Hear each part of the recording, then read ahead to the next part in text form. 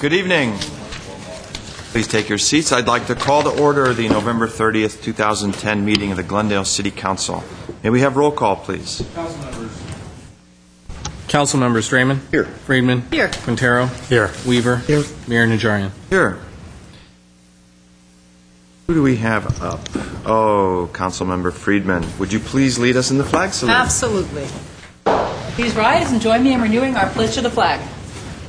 I pledge allegiance to the flag of the United States of America and to the republic for which it stands, one nation under God, indivisible, with liberty and justice for all. Please remain standing for this evening's invocation. Helen Keller, the great American social activist and author who was born disabled, both deaf and blind, once reflected that, quote, optimism is a father that leads to achievement, end quote. As we face the day-to-day challenges in a recovering economy, and as our nation's men and women continue to fight in armed conflicts in far-off lands, it may seem too great a task to ask of ourselves to be optimistic. But we pray that the light that guides us upon the path of optimism and allows us to continue our journey with the like-minded. Pray that our optimism helps lead us to achievement, and that our achievements help our wonderful city flourish and remain prosperous and safe. Pray for the safety of those who serve our nation in our armed forces, and pray for their families who must endure the hardship of being separated from their loved ones during the holidays. Watch over them as you watch over us during these blessed season. Amen.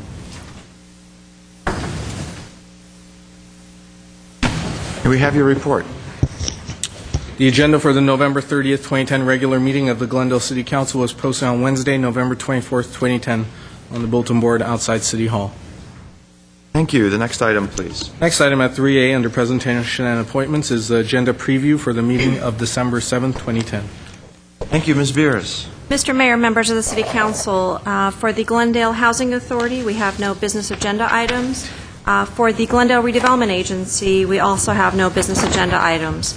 That afternoon at 2:30, we do have a joint public meeting of the Glendale City Council, the Glendale Redevelopment Agency, and the Housing Authority. And this is Director of Community Redevelopment and Housing regarding proposed Broadway Lofts and Entertainment Development Project to be located at 200 East Broadway. Again, that afternoon, we also have another joint meeting of the Glendale City Council and the Glendale Redevelopment Agency. This is the Director of Community Redevelopment and Housing and Community Planning regarding Glendale Urban Art Program.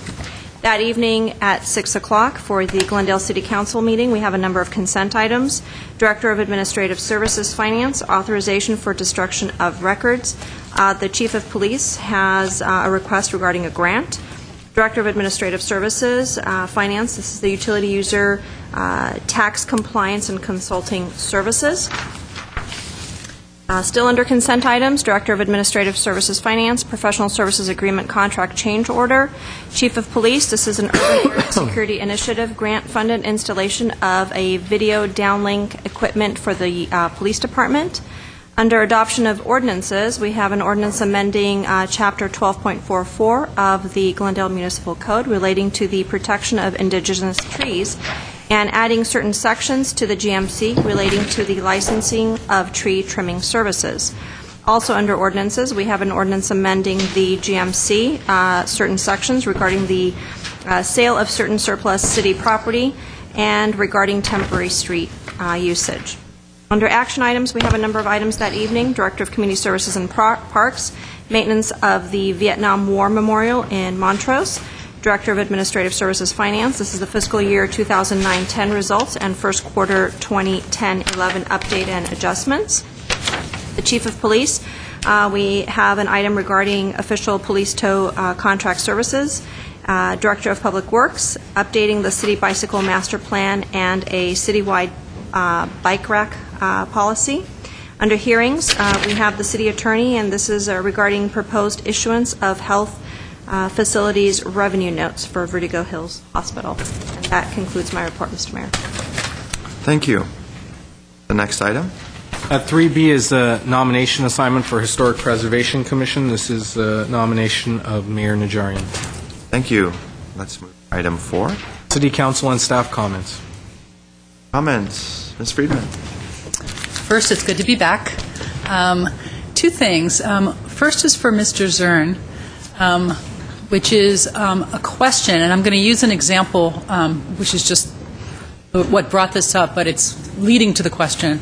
I know that in northwest Glendale, a lot of the sidewalks are being replaced, and it's my understanding that the concrete contractor was told to try to match the score lines of the original old sidewalk so that you wouldn't have a sidewalk section that had a certain score pattern and then just a blank section so that it would look patchworky. And it's my understanding that that wasn't done initially, that the contractor, I guess, forgot to do this, but is doing it now.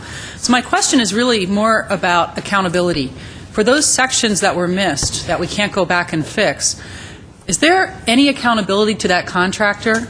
Do they get paid their full price? Do we dock them? And I ask this because it may not seem like an important issue, but I've heard from a lot of people in the neighborhood that they're upset about this, and they want to know if there's some accountability because they feel like they had these sidewalks in a historic district with a certain pattern, and now it's been sort of interrupted and piecemealed. Mr. Mayor, members of the council, Councilmember Friedman, this is how this was brought to my attention by Mr. Fuad, as a matter of fact, and it was an excellent point, one we hadn't thought of before, because we were replacing an old sidewalk with new, going with what is the standard now scoreline pattern and sectional line demarcations on that. He brought up the point of matching what was there, and I thought it was a great idea. And as far as I know, that is exactly what we're doing. Now, in many cases, the actual score lines are saw cut lines that are put in after the fact. Okay. Because it is much, much better to do it from the standpoint of preserving the sidewalk after versus making the score line, as it had been done many, many years ago. But it's proven to be a lot more effective to do those score lines after the concrete has cured, which is a very short time. It doesn't, sometimes it's just a couple of weeks. So we've been going back, and the contractor has been taking care of those score lines. So as far as accountability, we're holding him to that because I've asked our guys at least on 2 occasions about certain areas that Peter has himself brought up to me, and the report I had back is that they were done. Okay, that's So a perfect I'll double-check answer. that. Shows how little I know about concrete. I didn't know you could go back and do this after. I just assumed that, it's like writing your fingers. You have to do it when it's wet, something like that. So thank you. You're welcome. And I think the neighborhood will be glad to know that if they have a section in front of their house, we will get to it, or they can let us know, and maybe we can go back and take a look at it. Absolutely. And then secondly, some of you may have read in the Glendale News Press that there was a house fire Friday night in northwest Glendale. It was actually a house on my block. And I know we're a little late for Thanksgiving, but I just wanted to make a few comments about it. First of all, I'm sure most of Glendale's thoughts go to the family that lost their home the day after Thanksgiving. It was a tremendous tragedy, and I know that the homeowners are really devastated. But even though it's after Thanksgiving, I just want to send out a special thanks. Having witnessed the Glendale Fire Department putting this fire out, I want to send out a special thanks to the first responders in Glendale, particularly at this moment to the Glendale Fire Department, because they did an incredible job with a fire that was really out of control when it first started. They got there very quickly. There were several engines. I've never seen a fire fought close up like this, and we were evacuated, so I had to stand outside and watch this all unfold. And it's amazing to have that many people on a site, but working in perfect coordination and cooperation, and totally with professionalism. And if you had seen that fire, which was burning so vigorously, I cannot believe to this moment that fire did not spread. It was just an unbelievable, out-of-control fire when they got there, and they were able to just keep it to the tragedy that it was, but they kept it from becoming a real disaster in the neighborhood. So I want to thank all of our first responders on this Thanksgiving, and particularly the Glendale Fire Department for the incredible job that they did. I feel very safe to be living in Glendale, to have such an incredible police department and fire department. So thank you all. Thank you.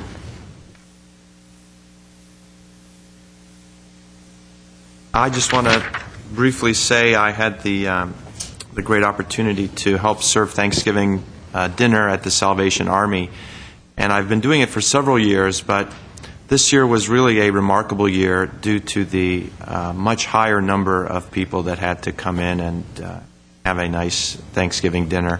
Usually the head count is around 200. This year it was close to 350, and they were still coming. and it was people from all walks of life, people who were obviously homeless, to people that you would not, based on their physical appearance and dress, think that they would have any problems. But hats off to Captain Rio Ray and all the volunteers at the Salvation Army and all those who have volunteered with food items and who were there working. And it's not too late. It's the Christmas season, and the pots, the red kettles are out there. Please be sure to donate if you have a chance. They do great work. Any comments from staff? Okay, let's move on to the next item. Mr. Mayor and Council, item number 5 on the agenda is consent items, including the minutes. Following a routine and may be acted upon by one motion. Any member of the council or the audience requesting separate consideration may do so by making such request before a motion is proposed. Mr. Weaver. Mayor, move the consent calendar at 5. Thank you. Is there a second? Second. Roll call, please. Council members Draymond. Yes. Yes. Farrow. Yes. Weaver. Aye. Mayor Najarian. Yes. Next item, please. Next item would be oral communications at item number 6. Thank you. This is the 3-minute portion of oral communications. Speakers are invited to let us know about events of community interest. Paula Devine, followed by Steve Pierce. Leon Mayer is third.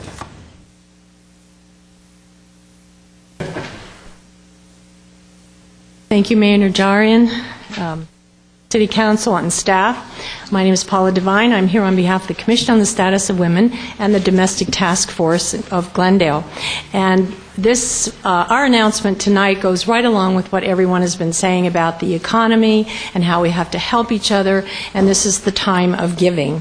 We are starting this year a Glendale diaper drive, and we're asking everyone within the sound of my voice to buy a package of diapers for Christmas. When in doubt as to what to buy, if you don't know what gift to buy diapers and donate them to the diaper drive. This is for the babies who are in families that are homeless, that are suffering from domestic violence, and we're going to make sure that the diapers that we receive are delivered to all of the organizations in town who have children and babies there. I went and bought a package of diapers, and I cannot believe the price. And Natalie is here, Kimura from Path Achieve, and she has the sheets that you're, and Alina brought these. Diapers can cost a family up to $1,100 a year, and that is amazing to me. Absolutely amazing. And so we're asking that everyone deliver a package of diapers to the places that we're going to tell you about tonight. Natalie Kimura is here from Path Achieve. She's going to tell you about the upcoming events and how everybody can get involved in this fabulous Christmas project. Natalie? Thank you, Paula. We want to invite you to the kickoff launch, which is tomorrow at 10 a.m. in the police community room. The police department will be getting a share of these diapers because we know when they go out on domestic calls that the need for diapers can also be important for them. The campaign will last for 2 weeks, and we have on our website at achieveglendale.org a listing of different places where people can go in the community to drop off diapers, or you can join us on December 14th on Homeless Connect Day at the Armory, and I just blanked on the address, but it's on East Colorado across from the Adult Recreation Center. We will be having at 11:45 a final collection of all the diapers and a photo, and we'd love to have the City Council members join us on Homeless Connect Day on Tuesday, December 14th for that opportunity. Our goal is 20,000 diapers. The Glendale Rotary Club at noon is committing to 5,000 diapers, and we know with all the other sites, we think we can meet this goal. So we encourage you to join us and look forward to seeing you.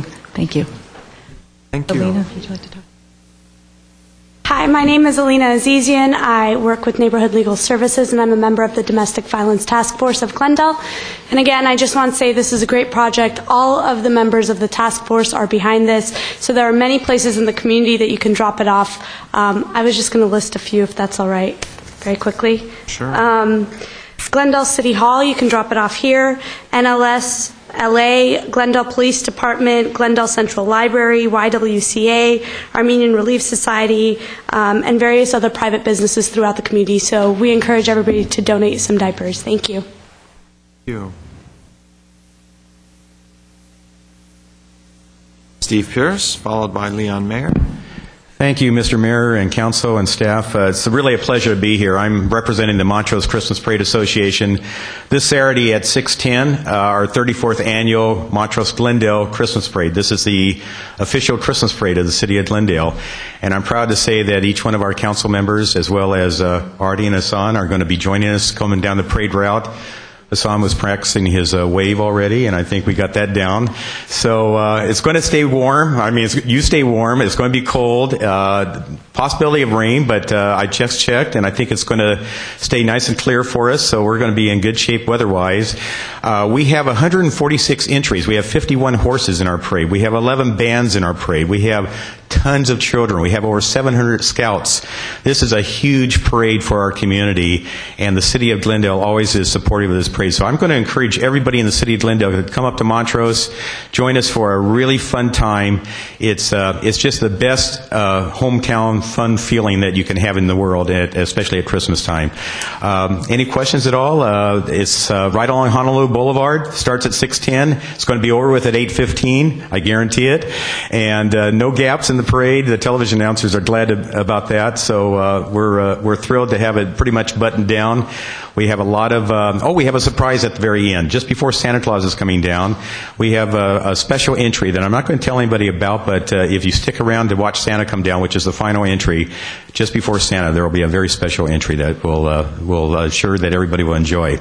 So thank you very much for supporting our parade. It's a safe entry. So thank you very much for supporting our parade, and we really appreciate the involvement of the city of Glendale. Without the city of Glendale's involvement, we would never be able to put this parade on. So thank you. Any questions at all?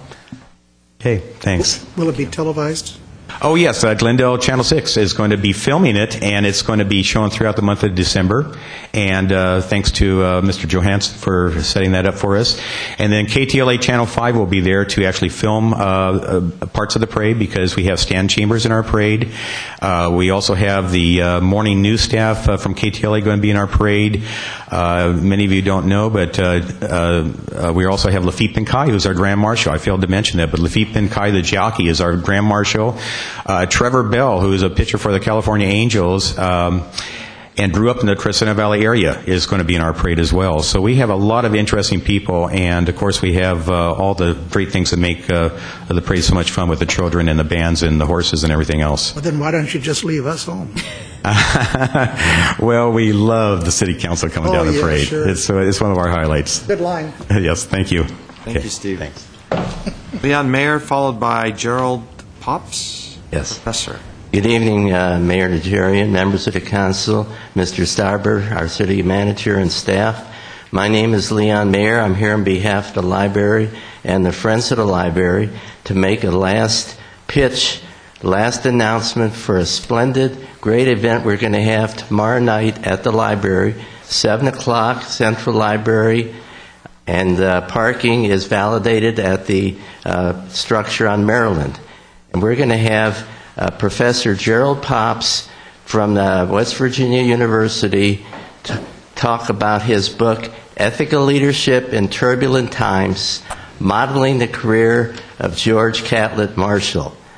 And I'm a World War II veteran. I know Frank Quintero is from the Vietnam War.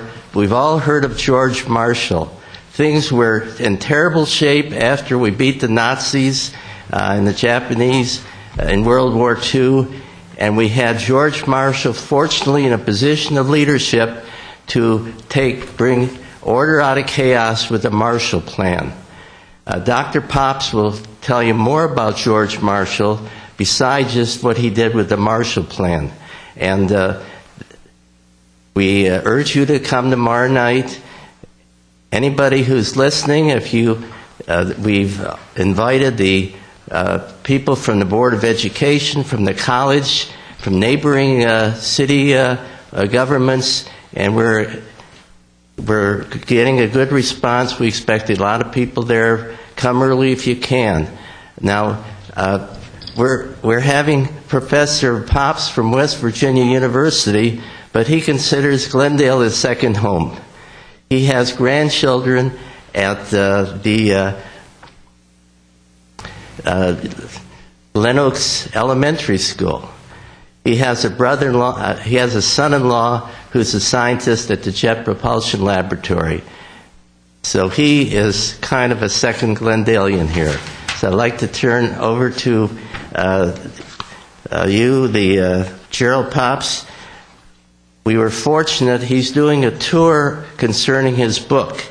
He's been at Kent State University, that's in Kent, Ohio, Colorado University, Denver, and when he gets through here and gets through with his visit here, he will be going to VMI, Virginia Military Institute, the George C. Marshall Center there, and then he'll also go to Virginia Tech.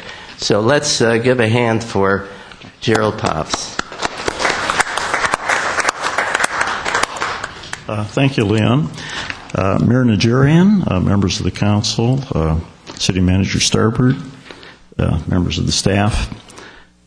For the last 36 years, I have taught graduate students in public administration at West Virginia University, and so I have prepared a lot of future administrators. Also a lot of people that have become city councilmen and city councilwomen, and local government and state government and national government personalities. It always seemed to me in teaching during this 36-year period that we didn't have any models that we celebrated in public administration. You say the phrase "great bureaucrat," and what kind of response do you get? Usually a derisive remark containing the word oxymoron. And I frankly got very tired of that because I know a lot of great public administrators, and you probably do too. And it's time that we stood up and recognized who we had. So I picked one. That was George Marshall, who I think is the greatest public administrator perhaps in our history. He's also from around Morgantown. He grew up in southwestern Pennsylvania. And he had a 50-year career, and he was not just the father of the Marshall Plan as Secretary of State, but he basically was the primary military leader in World War II. He ran the two-front war for President Roosevelt and Prime Minister Churchill. Before that, he was a dominant figure in the development of the CCC, Civilian Conservation Corps, in the 1930s. He was considered the genius of logistics in World War I. He was on a peacekeeping mission to China in the 1920s and returned as chief negotiator between Chiang Kai-shek and Mao Zedong in 1946, and came rather close to getting some sort of accommodation, believe it or not. This was a giant. One of the great things about Marshall, though, was his ethical nature, and that is why the book is called Ethical Leadership in Turbulent Times. This was a man that was celebrated for his fairness, for his honesty, for his courage. I'll just give you one anecdote, and then I'll quit. He ran the two-front war basically out of the Pentagon. And everybody expected that when we attacked Europe, Marshall would lead the forces in Europe, that he would be the Pershing of the Second World War. He served Pershing in World War I, as a matter of fact. Was his top aide. When it came to the moment in which the leader was to be picked, there was all sorts of controversy.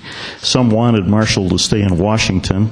Pershing did, because they thought that only Marshall could be the administrator to lead the war effort, and it required a great wisdom and someone at the top.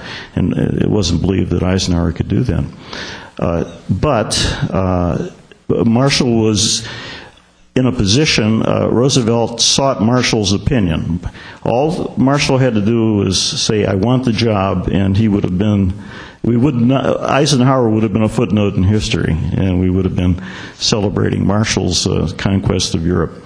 Marshall said to Roosevelt, this is not my opinion, this is not my role. You're the president, you must make that decision. I'm here to serve. And that exemplifies Marshall's career. Roosevelt told him, well, I'll sleep better if I know you're in Washington. And the story was written.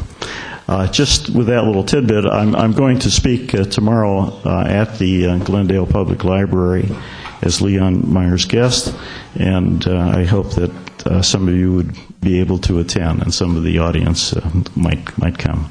Thank you very much. Thank you. I don't have any other cards for oral communications.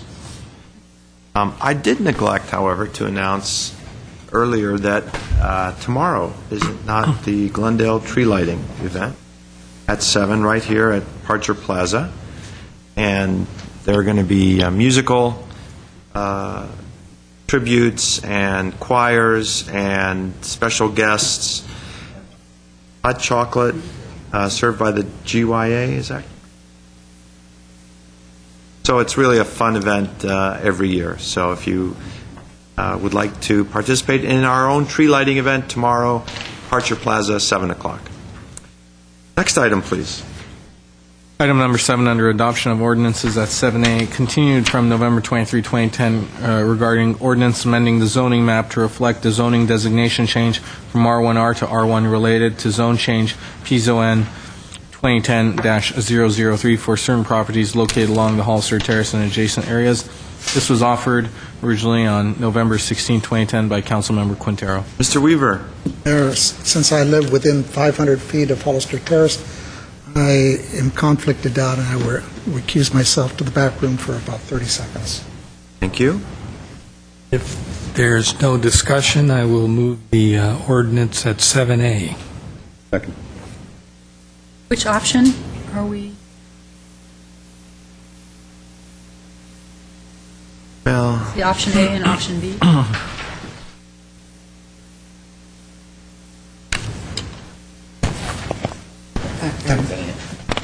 We haven't done it. What? Unless I'm reading this incorrectly. out.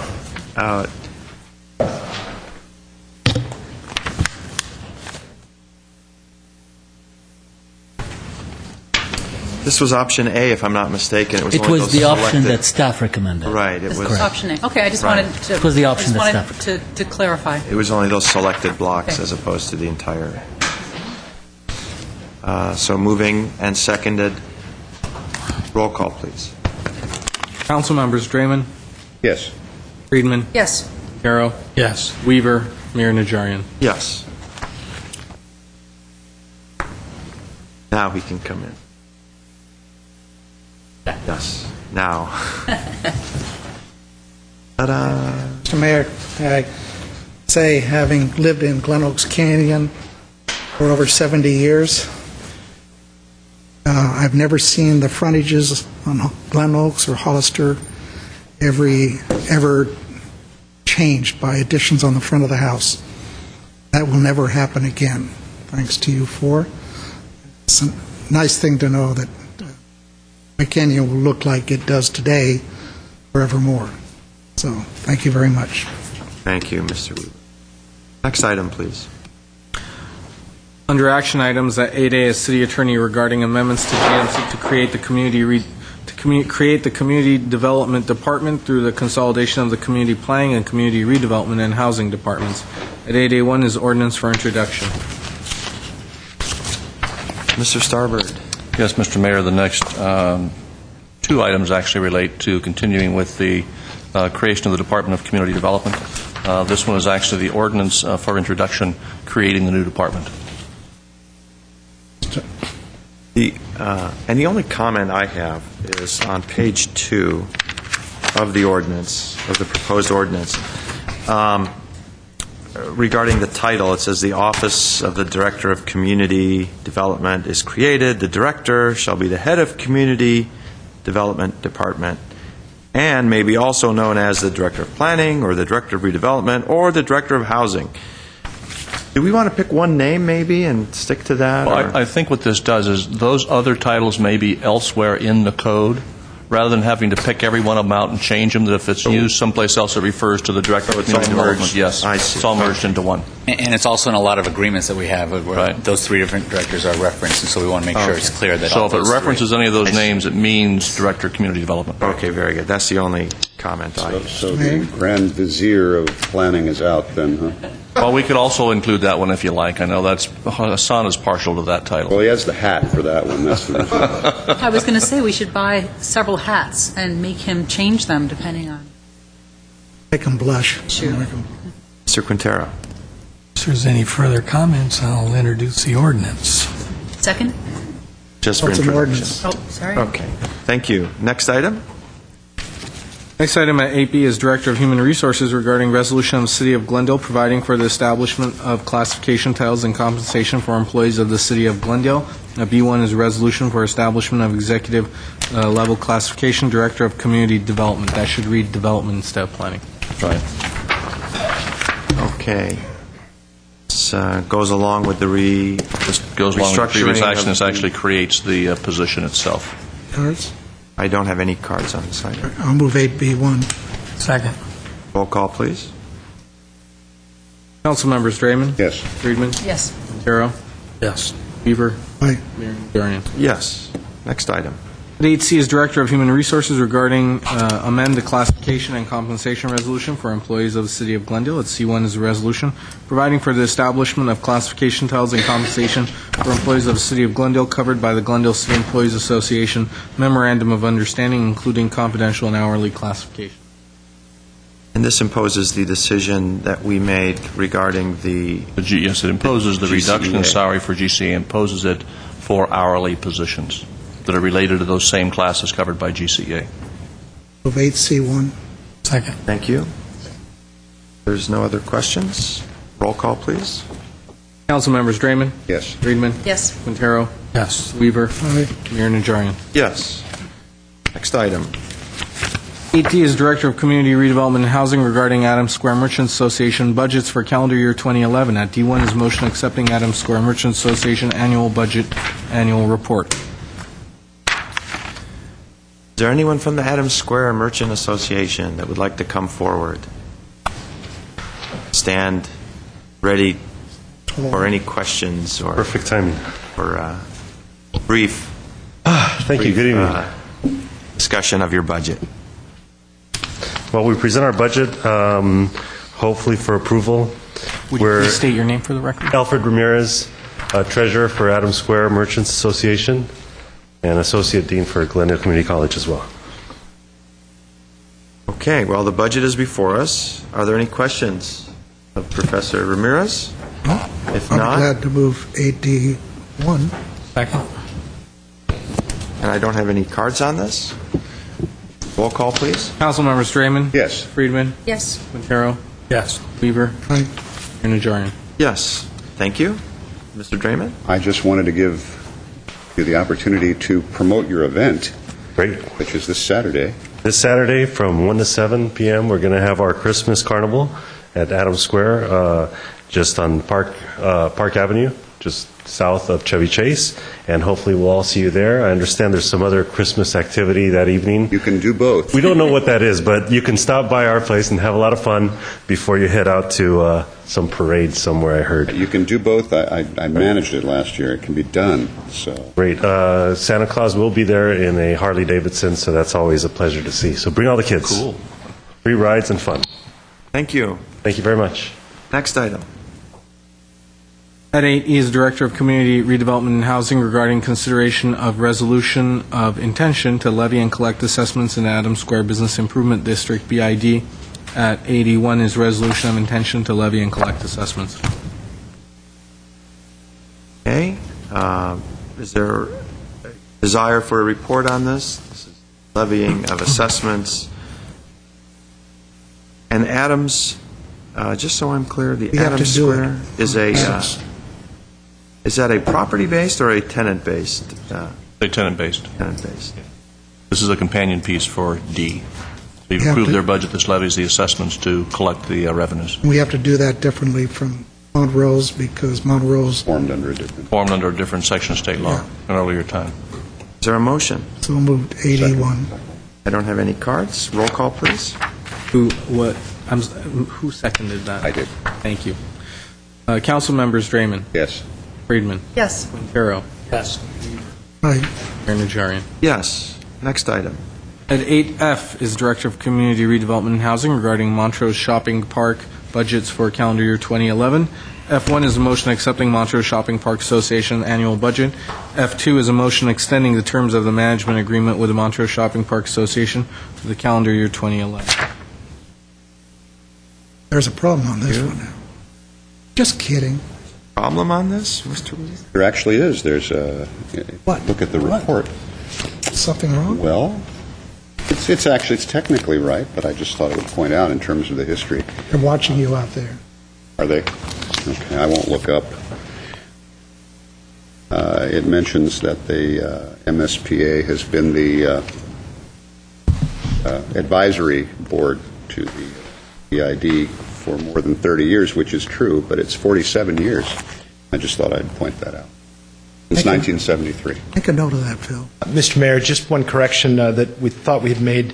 It is in your resolution adopting the agreement. It's a 5-year agreement, so it will be for the year January 2011 through December 2015. Thank you. I actually have a question. How is the executive director paid? With a 1099? Or that work? It is a line item in their budget and is paid out of their assessments. But I mean in terms of... You'll have to ask the association. I'm just curious whether there's Social Security taken out, et cetera, or it's just a straight 1099.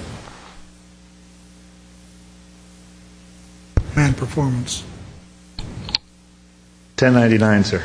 Please introduce yourself. Dale Dawson, Executive Director, Montrose Shopping Park Association. Good evening, Mr. Mayor, City Council, Mr. Starbird, City staff. Mr. Kasakian, could I trouble you to give out my annual Christmas gift to the dais?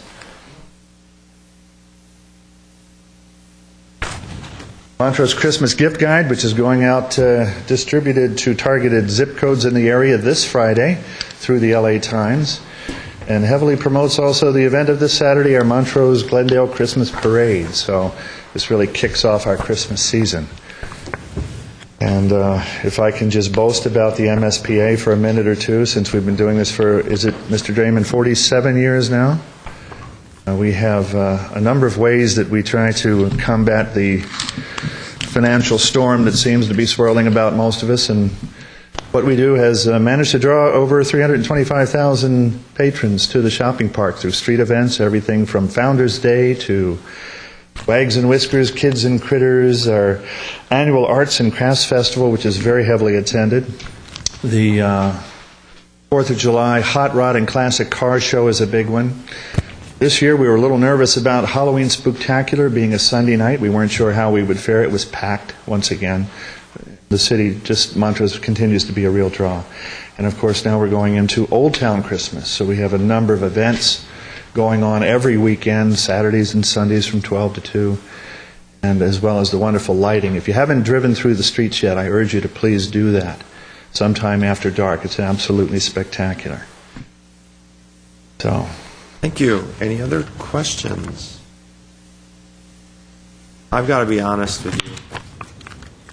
I've seen some of these old pictures of Montrose, and it looks so much better now, in my opinion, with the trees and the nice shady pathways, as well as everything that you and the organization have done to keep it up. So, I mean, before it looked nice, but clearly now I think part of the character are the large trees and the landscaping and the clock and the monuments and everything else. So pass that on to the board, and I will. Of course I know our city public works department yes. is on all reasonable suggestions for improvements. Well, we want to thank the city too for their partnership and their responsiveness to our needs. You guys have made it all happen for us, so and we look good out there. and at least one of us is up there on a weekly basis, making sure everything is in place. So thank you to that. Thank you, and we'll see you all Saturday evening, yes? Bill? Say one thing? Sure. I'm not happy about this ad for Patty's Closet because this place is my secret. This is one of the best stores in all of Los Angeles for vintage clothing and jewelry, and now you've told everybody. So it's going to be a lot harder for me. Well, you know what? I've been going to Patty's Closet since I've been in Glendale, and they are really, I mean, I go to flea markets, but this place is the place to find anything vintage. So It's an amazing place. It's a great store. Thanks for noticing. Anything else? Mr. Weaver. I can comment. I was down to see my son in Hermosa Beach on Sunday, and Hermosa Beach has done what you've done in Montrose. They've cut out lanes, bump outs, planted all new trees. I said, this is what they've done in Montrose. 5-10 years, when these trees grow and mature, it's going to look like Montrose. Did a great job down there. Thank you. Come down, take a look. You can visualize what it's going to look like when it's... We'll do that. Thank you very much. I have another question. Sure. How is it pronounced? Is it Montrose or Montrose? Montrose. Mr. Weaver's been here a long time, so I'm reluctant. Well, to since we're all Montrosians, if we're Montrosians, then it's Montrose. I don't know. Although Mike Lawler refers to us as Montroids, so whatever. Montroids. Okay. I think it depends on whether You can pronounce it any way you like, just come on in. I think it depends on whether your primary language is French. That's it. Can I make a motion at 8F 1 and 2? Second. Roll call, please. French, eh? For 8F 1 and 2, council members Draymond? Yes. Friedman? Yes. Quintero? Yes. Weaver? Aye. Mayor Najarian? Or do you want to do H and get it out of the way? Let's do H. Skipping over G to 8H, Director of Public Works regarding amendment to surplus property sales procedures and temporary uses of streets. At H1 is ordinance for introduction. It's the ordinance unless somebody wants a report. There is a card, I believe, submitted. For H, don't have a card for H. I've got G and F. I'll introduce the ordinance then at 8H1. Okay. I do. Should I save a question for next week? So this is in regard to purchasing surplus property. And my note that I've written is, what if a neighbor wants to stop development on a particular parcel of land and wants to purchase this parcel in question that may abut this other parcel? Is there anything that prevents? No, this has to do with the sale of the city's surplus property. So if we have property that's really not developable, unless it's combined with a neighboring property, this would allow an exemption to our normal competitive bidding procedures. It wouldn't have to do with someone else who's got property and they want to stop development. It has to do with the sale of the city's Okay, so surplus property. I think that's where my question was coming from. There's a parcel that the city has, and the city would like to get rid of it. And we're setting the procedure by which someone can purchase that. But let's say someone 2 doors over or at the downhill side or uphill side wants to be the purchaser of that and not we're giving priority to the adjacent landowner. Is that what we're doing on this? Mr. Mayor, members of the council, the purpose of this was to add to our existing language. Currently, the existing language requires a public auction or public bidding process to sell that property. In the case where there's more than one property owner that could be interested in this or where it could affect more than one, we'd continue to publicly bid that, with each of them having a fair opportunity to bid and require the property. The only reason we're adding, I'm sorry. How would you know that there's more than one interested unless it's actually noticed as an auction? And What we have done in the past is talk to the neighbors. We actually go out and talk to them. In some cases, it's very obvious. And the reason we added this is, not to put you on the spot, I believe it was Ms. Friedman who had talked to me about some properties in the northern part of the city that were weed infested and it ended up being ours. These were only specific to one particular piece of property. So as I instructed staff to develop the procedure to sell these or offer these to the adjacent property owner, no other property abutted it, no other property would be impacted by it. We found that this might be an easier way to process that by not having to go through a public bidding process. But in most cases where we see a property that could be impacted or impact more than one property, we actually go out, we send a letter, and we actually talk to the residents. Because in many cases, we've had neighbors object to any sort of development on a piece of property, whether it's a mansion or some crazy use or otherwise. They just don't want that land developed. And in the auction process, it's more or less free market. Right. Each person has a certain level value that they're willing to place on protecting that piece of land. Anyway, that was my question. I just wanted to... Mr. Mayor, if it's any concession on that, is these properties that we're talking about are so small that you actually couldn't do any more than to maybe enhance your front yard by continuing your landscape theme or moving your fence a little bit on one side. These are really, truly slivers of land that are an eyesore if they're not maintained. They cause us a lot of work to have to maintain them. And it just made a lot of sense to at least offer them to the adjacent property owner. Okay, thank you for the introduction. That was introduced by Councilman Weaver. Okay, let's backtrack to 8G. 8G is Director of Public Works regarding amendments to Chapter 12.44 of the Glendale Municipal Code relating to protection of indigenous trees and addition of sections 5.08.540, 5.08.550 to the Glendale Municipal Code relating to the licensing of tree trimming services. A G1 is an ordinance for introduction. Yeah. Thank you. Mr. Zern. Mr. Mayor, members of the council, approximately 3 years ago at the direction of council, staff went back for a thorough review of the indigenous tree ordinance. Well, Mr. Zern. Not to belabor the point, while well-intentioned, it became apparent that it could be somewhat draconian in its application.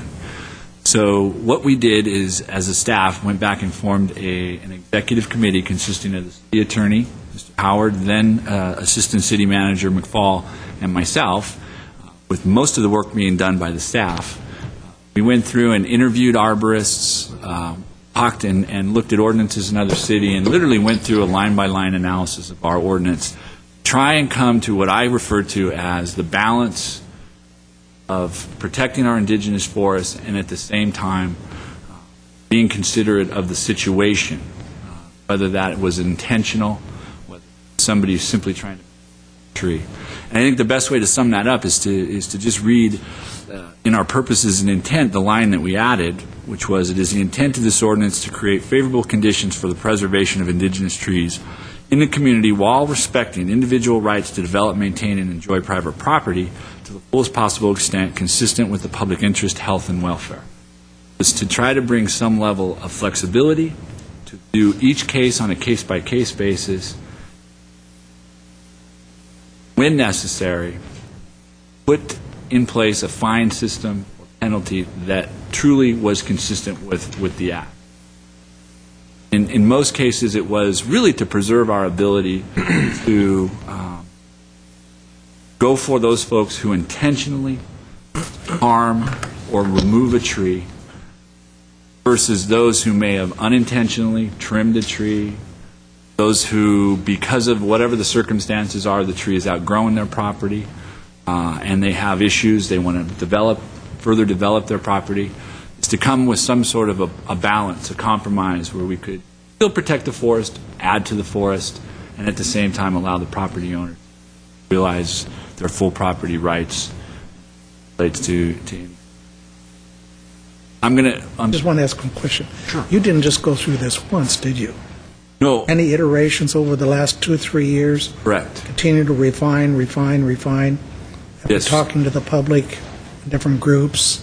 Exactly. Some of the people that are here. Mr. Mayor, members of the council, this included a public outreach where we had a series of community meetings where we gathered input, interviewing professionals in the industry, talking to other cities who have indigenous protected tree ordinances. It was literally, and I say we, That's probably a bit of an overstatement. Mr. Aldesco, Assistant City Attorney, who's standing at the podium, did most of that legwork in the review. And then literally the three-person committee with Mr. Aldesco and some of my staff going over line by line and talking about each particular aspect, how it would relate, doing what-ifs and different scenarios, and how we could best put together an ordinance that met that balance that I referred to. During that time, I have to tell you, during this 3-year period, I have, in many cases, tested these exact practices. When I say it is me personally. I had them referred directly to me, and we've gone through and had discussions with homeowners. We've made certain compromises on trees where a tree had to be removed. We looked at it and then didn't just look at the tree, but looked at the situation it was in, where it was in relation to the house, what it was doing to the house. Was it in poor health? And then coming up with a compromise that in most cases, in most all cases so far, has worked very well. And I think we've contributed to the overall indigenous forest. We haven't put any undue burden on the homeowners that have been involved, and it's allowed them the flexibility to do what they needed to do with their property. So in that respect, it's not just we're proposing to use some ideas that we think would work. In most cases, they have to this point worked. I'm not going to say it's perfect. Again, we'll be back to you to make adjustments to this as we go along, because I think we'll be very remiss if we were to say this is the end all in the permit. But we think we've done a good job at least getting to that balance that we were looking for. And the staff has done, Bobby in particular, has done an excellent job. So if you're inclined to go through, I'll let Mr. Aldesco go through the various changes and explanations on some of these things and answer questions and give some real-life examples of that. Mr. Mayor, one last thing. Mr. Howard told me, Bobby, you and staff probably put more time into this ordinance than anyone that you can ever remember doing in the city. Mr. Howard is being very generous. Generous. You said you spent a lot of time. We have quite a few iterations of this ordinance, about 8 of them. In fact, we've made changes all the way up to... Yeah, yesterday. Yesterday. Okay, Mr. Aldesco, if there's no questions at the outset, we'll hear your comment. I'm going to be very brief. Basically, it's a complete revamp of the former ordinance dealing with the indigenous tree, actually of the existing ordinance dealing with indigenous trees. And basically, to echo what Mr. Zern has stated, we primarily look to find a balance between property owners' right to develop their own properties and the desire of the community to maintain a healthy urban forest. Basically, our intent was to dispense with the rigid-based, formula-based approach to levying excessive fines that are deemed to be excessive in previous cases. For example, there was a situation in the past where a family had cut about 17 trees, had trimmed about 17 trees, and they received a penalty of around, I believe, $347,000. We remember every detail. We can quote that to you. That's $347,000. If that case were to happen again today, that would not take place. First of all, even if it was just a simple matter of under the current ordinance, the maximum penalty for any one violation on the administrative process would be like about $1,000, a total amount about $17,000 for those trees that were cut. However, because of our process and because we have a very case-by-case administrative process where we can work with the homeowners and bring them in and talk to them and find out the actual situations, what actually took place in this case, and actually in that case, there were the tree trimmers who over-trimmed. That most likely, there wouldn't be any penalty at all, but there would be a situation where we'd have other kind of remedies to make sure the trees could survive. So we put various, tree-friendly practices in place to preserve the trees, and we would watch them over a period of time. We would probably go after the tree trimmers now. Now we also have a part of the ordinance where we deal with the tree trimmers, or with any kind of tree trimmer, if you have to hire one, they would have to be at least licensed with the city, where we have to know that they're in a city and they're aware of the city ordinance and our fondness for indigenous trees. Basically, what we've done is that we've made it such that routine pruning that's very minor, that's done on maybe on a yearly basis or every couple of years or so, depending on how often is needed, would be done without a permit. So we've simplified the process such a homeowners would not have to get a permit from the city. every time they trim a dead branch or they cut a few leaves off, or even up to 10% of the overall of the leaves of the tree. We also have very flexible penalties, such as we have an administrative review process. We also have a civil penalty process. In case somebody doesn't want to go to administrative process, we go to a civil court. And what we've tried to do, we've tried to really separate, the different kinds of people and different kind of circumstances that come up. So if somebody does something, unintentionally to a tree, injures a tree, that's going to be an administrative hearing possibly. If somebody willfully destroys a tree, they can also go to the administrative process, but if they don't want to, they go to a civil process. We may even find a criminal prosecution for that.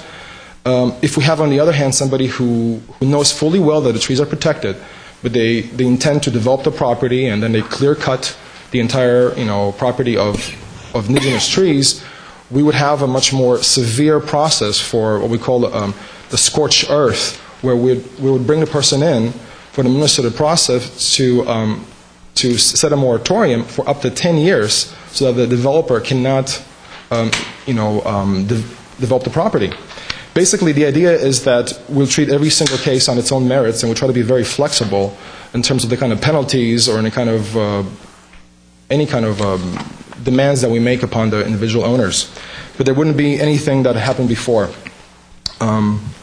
So some of the highlights of the ordinance that I can talk about.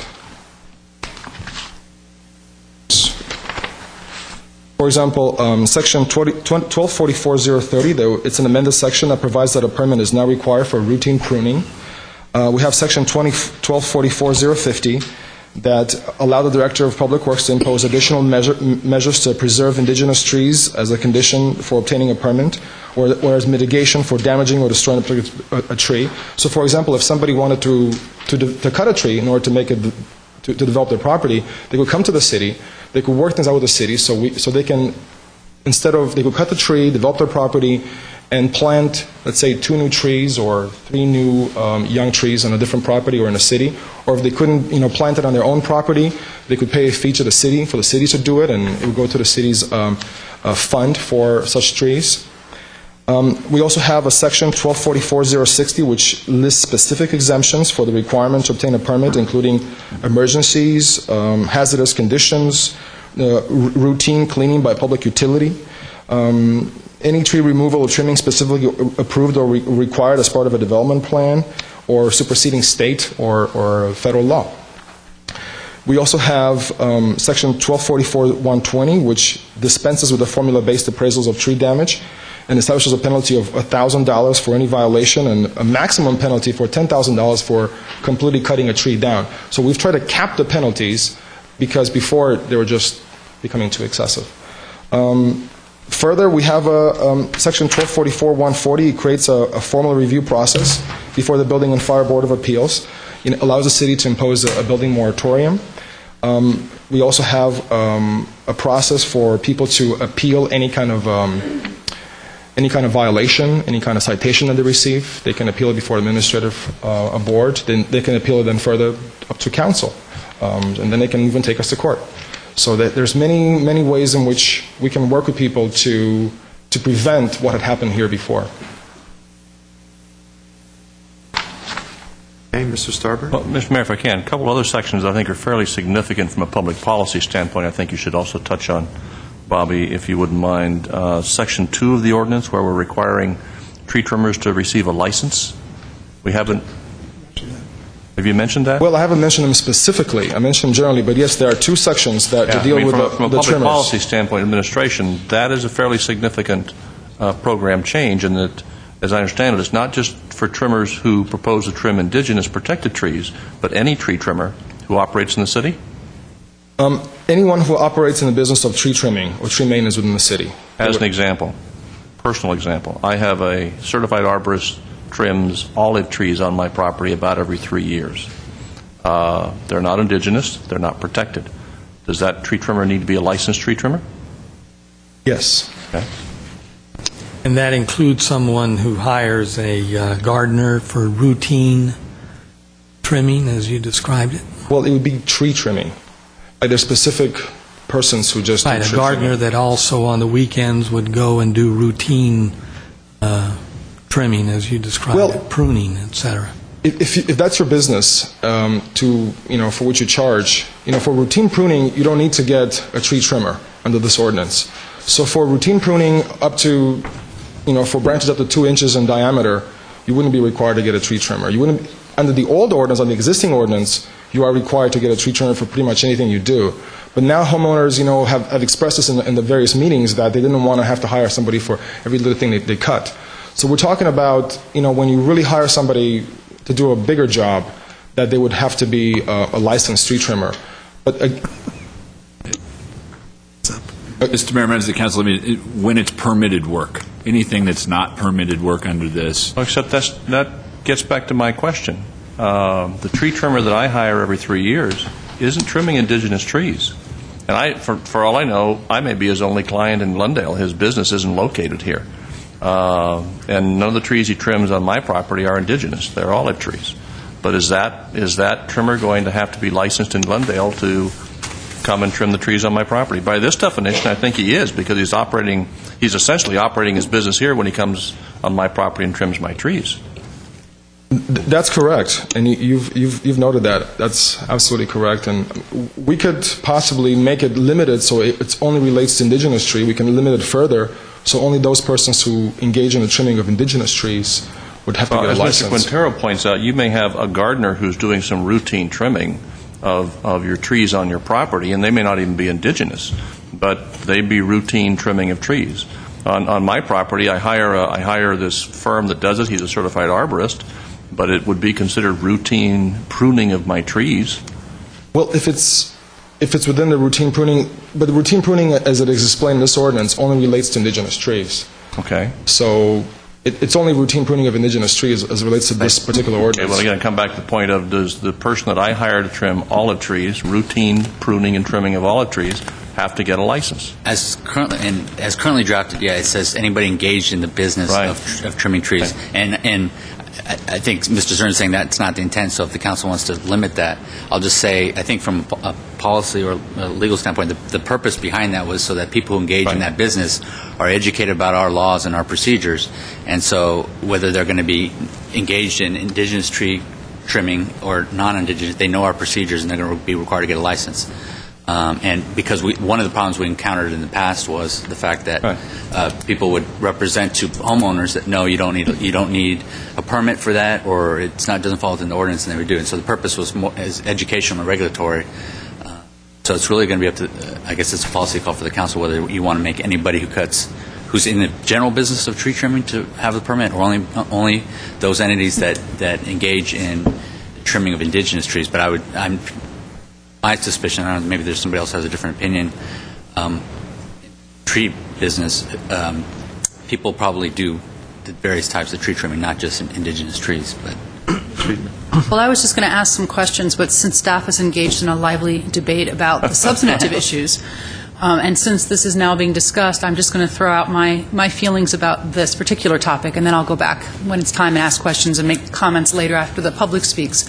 I have not understood why Glendale does not do what many other communities do and license all tree trimmers. And the reason I've wondered this is because licensing, the primary reason for it, as far as I understand it, is to protect safety, public safety, and health. And here you've got people climbing up into trees, cutting branches that can fall on cars, on houses, on property, who can hurt themselves and may not even have insurance, who could hurt themselves and sue a homeowner, who are operating chainsaws and heavy machinery up above the public's head.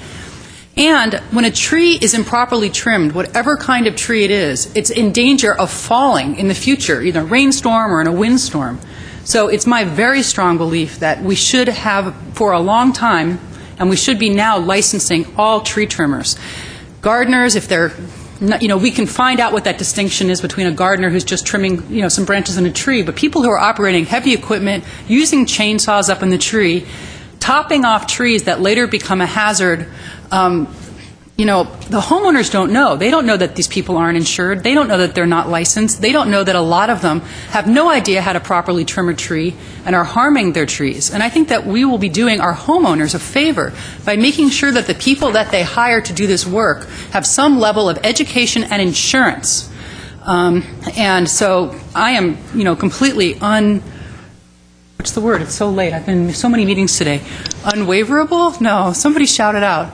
I'm convinced, I'm firm at this point, unless I hear something else, that this is something that is a public safety danger, and that we should really be making sure that these businesses that operate are businesses that are legitimate and educated and insured and all of those things that they need to do. So you support the broad definition of 508.540? Absolutely. Talk about all tree trimming. Yeah, and as Mr. Zurn pointed out, people that trim trees for a living, they don't tell homeowners, no, I'm sorry, I can't trim that tree. They trim all trees. So I don't know how we would distinguish and say only the ones that are, only if you're going to, trim a protected tree.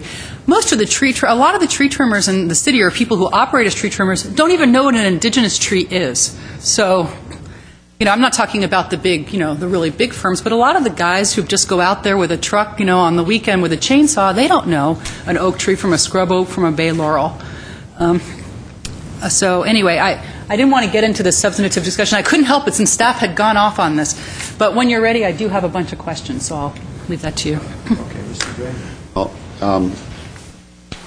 related to the point that the city manager brought up and the question that Mr. Quintero brought up, the guy that's trimming the olive tree today is in your yard, Mr.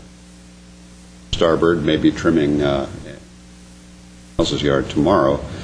And I do agree with that interpretation, that with supporting the interpretation that Friedman was mentioning. My concern is what Mr. Quintero brought up, which is how do we define the difference, concretely define the difference between somebody who is somebody's gardener, providing a gardening service, who is asked to prune a tree or prune, definition, now we're talking about the definition of what is a tree, but to prune a tree versus trimming a tree. In other words, the distinction between a guy climbing up in a tree with a Husqvarna chainsaw and somebody who has some pruning clippers that's doing some extended gardening, I guess you'd say. Well, under the ordinance, as it relates to indigenous trees, routine pruning is defined only as the kind of pruning where you don't hurt, you don't cut off branches that are thicker than 2 inches in diameter. So if you go up to 2 inches in diameter and you cut those branches, or you pick up like dead branches or dead leaves, that would just be routine pruning, and you wouldn't need to get a professional for that. And that even if you use a professional, I guess it's a little bit tricky because he would have a license under the other sections. But they would be able to do that. Anyone could do that. Or routine pruning. I wanted to finish. Okay. But I am interested in if your input bears on that. Okay, now or after? My only suggestion, I think, given that there's some concerns, so how do you differentiate between somebody who's in the business of tree trimming and sort of the gardener, mow and blow type of guy who does it sort of as an extra thing? Maybe we put some additional definitional touch to what is that term. How do we define that term, engaged in the business of tree trimming, to exclude somebody who does yard work as their primary business and trims an occasional tree? And again, it's going to be up to the council to decide they want to define that a little bit more closely to allow an exemption for someone who does it sort of as a tangential type of work, or if they want to just require for anybody who trims a tree, period. Well, we'll take your direction. It doesn't make sense to me to say that we're worried about public safety, we're worried about trees being improperly pruned, but we're going to exempt people who maybe do that only now and then. I think you have to make the definition for the role, not for how often someone does it. If you have a gardener who only trims trees once a month, they should still have the same license if they're trimming a tree, whether they do it once a month or they do it 30 times a month, because they have just as much chance of causing damage or causing harm. But other cities do this. Other cities make this license and make this distinction. So I don't think we need to reinvent the wheel. I think we should look at how other cities handle that for one thing, and maybe bring that back. And, if it really is about safety, I think we should be looking at what kind of equipment people are using, how high off the ground they're getting, and all the things where, as a homeowner myself who's hired tree trimmers, I've been worried. What happens if this guy falls out of this tree? Am I on the line for that? Insurance. Homeowners insurance, but, that only gets you so far, too, and not everybody's policy is equal. And what I've seen amazingly different types of equipment being used, sometimes in very safe manners and sometimes in very unsafe manners. And it's not just for the homeowner, it's also for the employee of that trimming company or that gardening company. They also need to be protected. So, and certainly in terms of the indigenous issue, that would give more education to a larger group of people. Anyway, I do want to ask questions at some point, so whenever you're ready. Well, had you completed your discussion? I think you had, and then we had gone to Mr. Starbird. There's a couple of other things that I wanted to mention. Maybe this is the right time now. Basically, we've had some additional changes. One thing that I wanted to mention in particular is that because there was some uncertainty about how to read the ordinance, section 1244-070 and 1244-060 is a permanent exemption under 1244-060 for any tree whose removal or trimming was specifically approved as part of an approved development plan. Subdivision or other discretionary project. The intent of this ordinance was that if somebody was doing a development and going through a development process, they wouldn't have to go to the Public Works Department and pull a permit for tree cutting for the Public Works. So to make that more clear, what we're going to do is to migrate the section B from section 1244-070 under E on 1244-060. And that's the only thing that I want to say. Essentially, that's removing internal inconsistency that was within the ordinance. It specifically says if it's going through the development process and it gets approval, the removal gets approved through the development process, and that's one process. And then if it's not, if it's going separate of that, then it goes to the Public Works Department for their approval. And it's just making it clear because that was the intent of us all along in putting that together. And Mr. Mayor, just to add, that development process, the Public Works Department does review it. Oh, yeah, absolutely. Bit of redundancy, so you don't have to do. It's sort of either or. Either way, we catch the issue and take care of it. So. Okay, I do have two cards. Would you like to get your question in before the speakers? I'll be.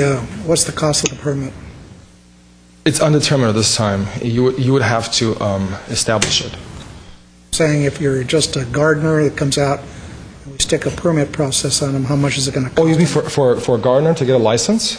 Or a tree trimmer. If you're asking for a permit to cut a tree, you're in the business. Oh, if you're in the business, from house to house to house. Yes. You have to get a permit. What's the fee for the permit? To get it hasn't been set. License, if I may, Mr. Mayor, members of council, it hasn't been set yet. The council will have to adopt a resolution subsequent to this to set that license fee. Gardeners aren't millionaires. For the cutting, but for the license to be licensed as a tree trimmer, there's a zero cost. Oh, okay. Yes, it's a free license. Yeah. Before we answer that and say it's zero cost, I think the licensing process and what it will be will depend in large part on what we're going to expect of our review of the trimmer. For example, Ms. Friedman's expressing an interest in having us go farther than just making sure they have the educational material, but checking a number of things about their operations. Depending on what our permitting process is going to require us to do may entail some staff time and some costs, which you may want to assign a fee for a permit to. Similar. So I'm not sure at this point we can say that, because this isn't the permit to trim the tree, this is the license for the trimmer. That's what I'm talking about. The firm that wants to operate. That may be considerably more involved than just giving somebody a permit to trim a tree. Well, it's just like the taxi cabs when we license like them. Taxi cabs. Mr. Mayor, just the actual license we were referring to, state-issued license, like a contractor's license. There's a specific tree trimming license issued by the state of California. You have to meet a certain criteria, just like if you're a building contractor, a landscape contractor, or others. That was the intent. If we didn't spell that out, then we would need to do that. But okay, well, let's that be I clear. think was what covers Ms. Friedman's, where the safety, the different things like a licensed contractor must perform if they're adding onto your house or doing landscaping work at your house. I can't to see license, but that would be what was the intent. Let's be clear about unintended consequences then, and that would then require to confirm residency, same way that a state contractors board determines residency, legality of immigration status and all those other things. Correct? Mr. Okay, so this can of worms suddenly got really big. We've gone to immigration issues now and insurance issues and all that. So, not that it doesn't warrant discussion, but we need to maybe get into these unintended consequences that may flow from an attempt to license tree trimmers. That's a very good point, but again, and maybe we didn't spell it out clearly enough. The idea was that you're required to have a California-issued tree trimmer's license, just like we require contractors who work for the city to have a license. Very easy to check that with the state of California, valid and in good standing, and that would give that individual license requirement that we had talked about. That was the intent. Not that we would have a separate licensing process. We would rely on the state's absolutely vetting process. Absolutely. When we build a road in the city, we don't license the contractor. We rely on the state of California's area and license issued, and make sure it's in good standing and that there are no complaints against that contractor. A question about that. Do we have any sense, and I'm going to guess the answer is probably no, but do we have any sense how many of the companies that are operating right now as tree trimmers in Glendale already have that license, since a lot of them don't just work in Glendale, but probably work in cities that do require that license? Ms. Friedman, it would be a guess. I can tell you we have a pretty healthy list of contract licensed tree trimming contractors that if the public were to ask us, do we have a recommendation, we don't make a specific recommendation, but we can hand you a list of firms that do have that license and that license in good standing. But I would have to tell you, I think there's probably a fairly good portion of folks who are trimming trees without any kind of license. One of the things we heard in our public outreach meetings was, well, you know, so-and-so, I use a couple of guys who work for a firm during the week, and on weekends they do their own work.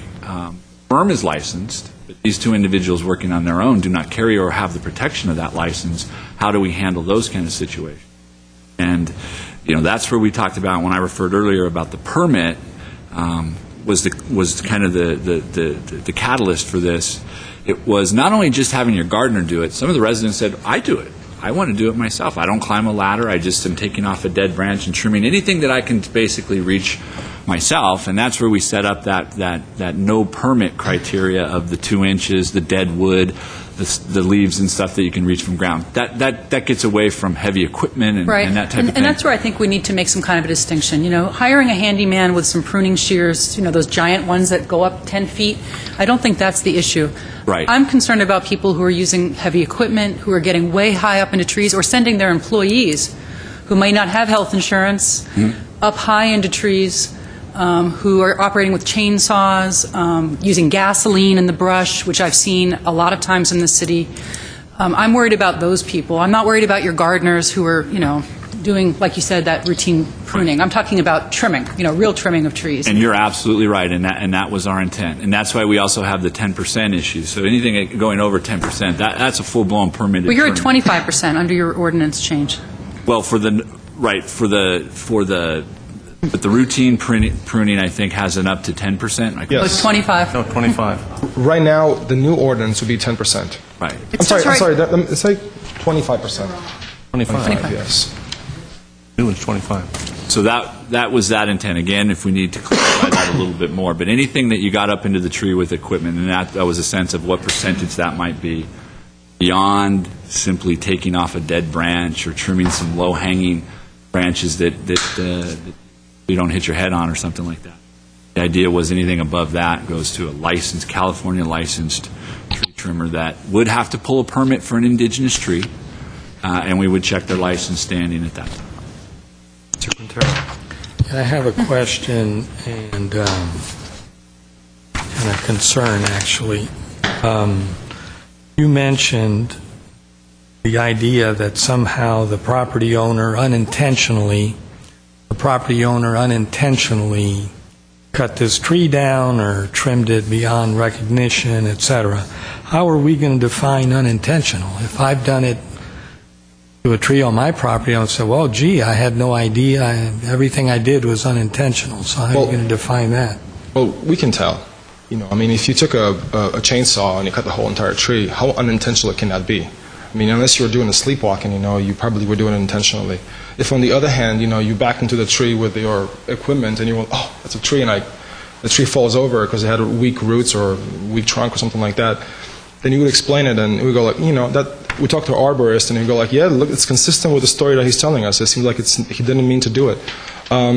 Same thing, with the kind of water or organic materials that you use to feed a tree. Maybe if you use a chemical that poisons the tree and the tree dies, well, if you tell that to the arborist and you go like, I just don't know what happened, it just died, I was just feeding it.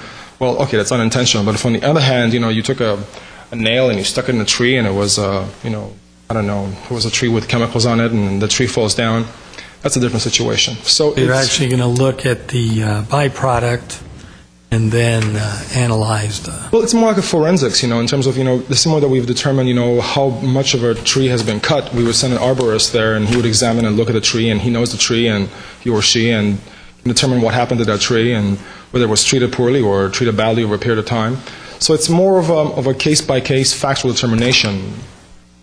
I mean, much of our penal code and our other codes draw a fine line between intentional and unintentional acts, and the final determination will be by a judge or jury. I mean, if we think we have enough evidence to charge and to prosecute, I presume we would. There would be a defense presented, and the ultimate result would be by a jury or a judge. Well, court is always an option for somebody who receives a citation. The process that's available under this new ordinance would be much more informal than that, through the administrative process. The appeals board, right? The building and fire appeal. Right. And I mean, but if somebody really felt that they weren't getting a fair shake, that they're really telling the truth, but the city is not really understanding their point of view, they could always take it to court, and, we could take it to court, and the judge can decide. Jury can decide. Okay, let's hear from the public. Stand by, Mr. Aldesco, Stephanie Landrigan, and Mike Mohill.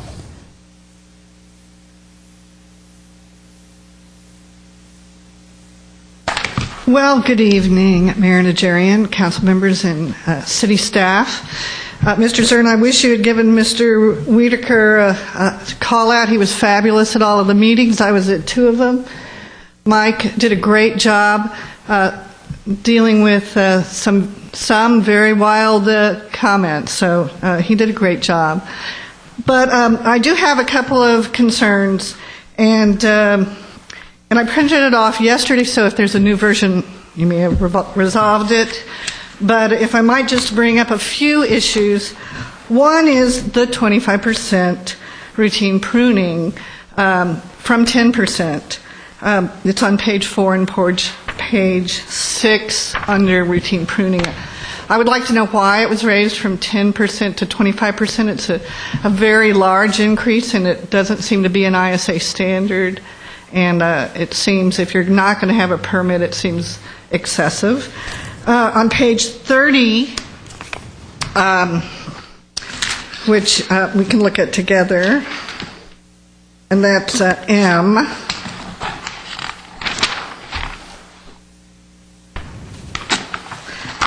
where the exemption is, they don't apply to a purchaser who, in good faith and for valuable consideration, acquired title to the property. And this is in reference to a moratorium or a stop work order that deals with the property, so that if somebody damages trees on a property and they sell it, that moratorium is lifted. That doesn't seem to me to be a very strong disincentive. So that seems to me to be something you might want to reconsider or further clarify. Page 32, I was curious, especially when you say that an owner can trim a tree, and does that mean that an owner hires can trim the tree without a permit? And that was the issue, I think, that was brought up by you all, but I think that's a valid question. You can look at state contracting law. Anybody who charges over $350 for doing tree work is required to have a state license. So you might look and see if that applies. You might be able to use that as your litmus test. But so that might be the definition between a contractor and a gardener. Want something to look at. That issue is interesting to me. And then development projects aren't called out here to required if they're going to not need a permit that they do have to have a tree report for every indigenous tree on there. I think that's something you should consider and require. May I have 2 more seconds? Yes. I really want to commend the staff. I think they did a great job. I think this is a great improvement. I think a lot of the issues were addressed. And I went through it with a fine-tooth comb, and I think there's some things that need to be worked out, but it's a really big improvement, and I think that I really appreciated your previous discussion. I hope you continue it. Thank you. Question? Yeah, first, thank you for coming, Ms. Langergan. So are you saying that already the state requires a state license if a tree trimmer receives more than $350 for doing a project? Anyone who charges over $350 in the state of California for any construction work or any work of that sort, my understanding, needs to have a license in the state of California. So if that's true, then we've been allowing people to operate illegally in the city already. We'd have to take a look at that. That was the first I've heard of that. It may have changed to 500. I mean, that changes, but it's not over 500. It used to be 350. We have changed ours in the landscape code to be 500, but that's something you might want to look at. Thank you. That's very interesting. If we could find out about that, I think that might solve some of our issues about who to require to be licensed and who not. Take a look at that between now and next week. Mr. Weaver. Stephanie, you attended the different meetings? Yes, I did. Yeah. The issues you just brought up, you didn't see any of those at the time, or? Oh, no, I did. I saw some of those. I wasn't available to discuss or look at this before it was printed out. I was at the meetings that were at Chevy Chase and the one at Brand Library. And so I did not see this revised ordinance in this format. So the things you brought up, you were unaware of those before? Exactly. It used to be 10%. It's now changed to 25%. That's the biggest question I have. Understood. Thank you, sir. Thank you. Thank you, Mike Mr. Mayor. Montel.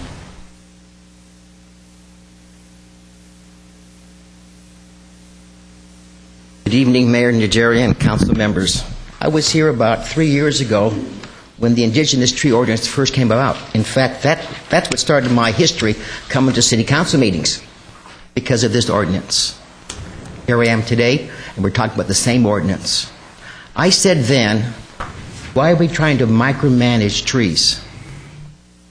Staff says you need to have a tree, if anything over 2 inches. Ladies and gentlemen, that's 2 inches. That's a twig as far as I'm concerned. 2 inches. And you want to have a permit from the city? How ridiculous this is. And I said it then 3 years ago. 3 years ago, you also said if a tree was going to be 8 inches in circumference, it had to be now 6 inches in circumference. 6 inches. That's a seedling. That's a seedling.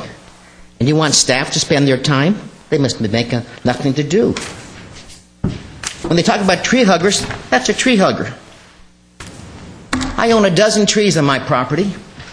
I don't want to sound arrogant or rich or whatever you want to call it, but I have hands-on experience. I don't have textbook. I don't have a college degree in horticulture, but I have a living experience with trees. I've trimmed them myself. I've even hired an arborist when the trees got too big for me to prune myself. I have oak trees. I have sycamore trees on my property too.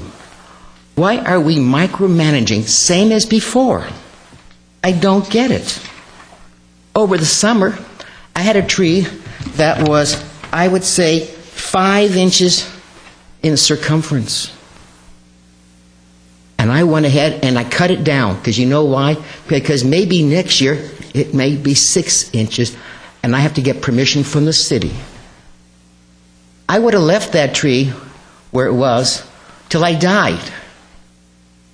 But I know that in 2 years from now, I would need to get a permit. Now my neighbors across the street from me will not enjoy that tree. because we decided to micromanage our indigenous trees. There's another important issue. It's called landscape watering, and I brought that up before. Landscape watering. Trees that get landscape watering will grow faster than a tree that does not. Now, I have trees on my property that do get landscape watering and some that don't. And the trees that don't get landscape watering, guess what? They grow very, very slow. So please, let's not micromanage this thing all over again. 2 inches is a twig. 6 inches is a seedling. Thank you. Thank you, Mr. Moore. I don't have any other cards. I have a question. The speaker mentioned that this speaker, the previous speaker, mentioned that the property owner damages the trees on the property or on a hillside, cuts the trees, and then sells the property, and there's no recourse. The new buyer now starts with a clean slate. That's pretty much the way it's at law in general. Basically, the idea about somebody who is a good faith purchaser is that you cannot really punish the person who has done something in good faith. In good faith, they went and they bought a house. They bought a piece of property without knowing anything about the prior history. And that would be a good faith purchaser. Now, if we notice somebody who's clear-cutting a property and he's developed it, right, and then they're going to sell it, sometime between the time that he's developed the property and he's selling it, we're going to put a recorded notice saying that, you know, you can't sell this property, or you cannot develop this property any further. And at that point, there will be no sale. At least there will be no exemption, I should say, from the moratorium. Okay. Comments? Or Other than what you asking me for? I'll answer questions. I'll go to Ms. Friedman. I just have a bunch of questions first. Sorry. I just want to be sure I understand everything correctly.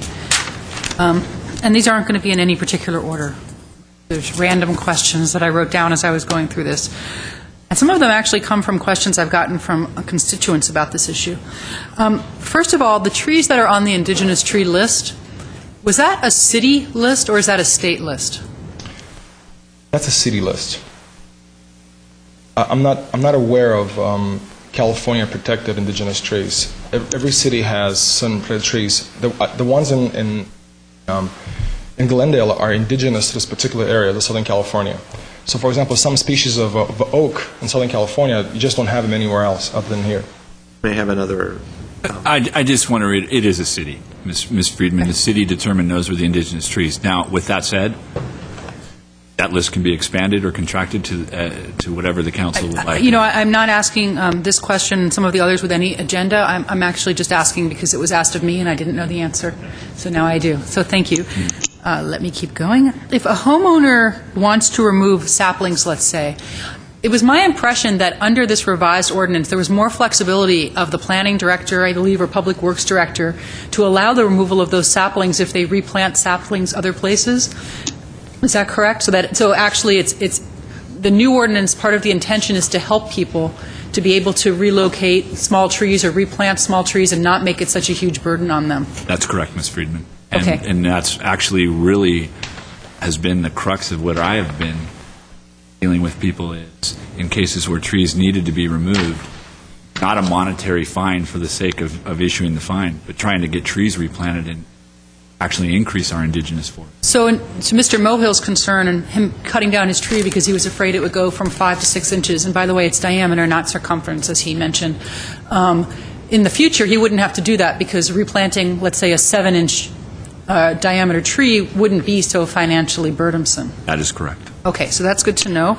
And also, to his comment about requiring more permits, this new ordinance does away with the requirement for the permits for trimming, for routine trimming. Correct. It raises the threshold, if you will, so that there is a certain amount of trimming, routine trimming, that can be done without a permit. It actually relieves many homeowners from that was previously required. I had the same concern or question as Mr. Quintero about how we separate willful from accidental. I wish it was, easy in all cases, but I've seen enough just being on design review board and watching some council hearings and hearing developers talk about how they accidentally backed over the one oak tree that was stopping their project, et cetera, to think that it's probably not as easy a task in all cases as it might be. So that's a little bit of a concern for me. Next question. I understand why the appeals go to building and fire board and not to planning, but to me it just seems a little bit, yes, they deal with building issues, and this is a building issue, but I would think that the Planning Commission is maybe in a better position to think about things like the impact of deforesting certain lots or reforesting in other places. These issues about the trees often come up in the context of development concerns. I've seen them in design review context, so I'm wondering if maybe the planning director should have the discretion to decide whether it should go to building and safety or to the Planning Commission in cases where it starts to overlap development issues. That would be fine with me, Ms. Friedman. I think Mr. Hagani, now that Mr. Hagani has the responsibility for both of those commissions, he may have some. So I guess maybe that's a suggestion that we should talk about, whether some of these cases might be better, the appeals better, especially if it's a development-related issue where you have a developer who has a tree issue, rather than going to building and fire and building board, which is really concerned about public safety. This becomes a planning issue. I think that in some of those cases, planning commission might be a better place for the appeal. If I may, that's actually a well-taken point. In some cases, it could be the DRB that should be the review authority on that. I believe what you could do is to put some flexible language and give the city manager the discretion to consult with staff and decide who should be the appeal body, depending on the case. Otherwise, it's a matter of workload for the Planning Commission as well, and the number of things we've already assigned to the Planning Commission. This would be one more thing that is, in addition to that, it's something we could discuss with the Planning Commission. I'm not suggesting it would be in every case, but I think that there are some cases where it might be a more appropriate place because it's more of a planning issue than it is an issue about, just a building issue. I also had a question about the 25% removal. Is it normal that a routine pruning of a healthy tree would be 25%, which is a quarter of the tree's foliage? But if you had a mature oak tree and removed 25% of it, or I assume that 25% has to be under the 2 inches? Yes, that's true. Branch. So, is that a lot? I don't know that much about trees to know. We've looked at quite a few cities, and it varies. Some cities will go to 10%, some cities will go to 25%. For example, La Cañada is 25%. The reason why we intended to go to 25% is because we wanted to sort of liberate, the constraints. So, homeowners would have more an ability to trim the tree. Well, I guess my question is it dangerous for the tree? Because we want to make it easier for people to maintain their trees and all of that and to keep their trees healthy and to keep them trimmed. But at what point does it become dangerous to a tree to remove that much? And I don't know. I don't know if any of us have that answer, but I would think that there's some standard where they say you remove more than X amount of foliage and you've put your tree in danger. Well, there is a limit of the 2 inches. And that pretty much limits it up to 2 inches, So if you have a very young tree that has, a lot of 1-inch branches, I suppose you could trim a quarter of the tree and, you would be within the law. On the other hand, it seems like if you have a very old tree, that you couldn't really do that. And my understanding is that it's the older oaks that cannot withstand that kind of cutting. So for the older oak, if you had to remove these larger branches, which sometimes you do because they get dried out, that's when you need the permit? If I could, Mr. Mayor, members of the council, Ms. Friedman, it really does depend on the tree, and we vacillated a lot on this. I guess I gave my hand away when I slipped on the 10% of where I was on that. I'd even thought about a range, but a range really doesn't work well because then that somebody has to determine what that range is. And I think there is a chance that if you at 25% that you could potentially bring some harm to the tree. These are pretty sturdy trees, remember. So I don't want to say that level of trimming would bring any kind of irreparable harm to the tree. But you could begin to get into things like putting the tree out of balance. And oak trees, I will tell you, once trimmed improperly, will never come back. They will never be the same again.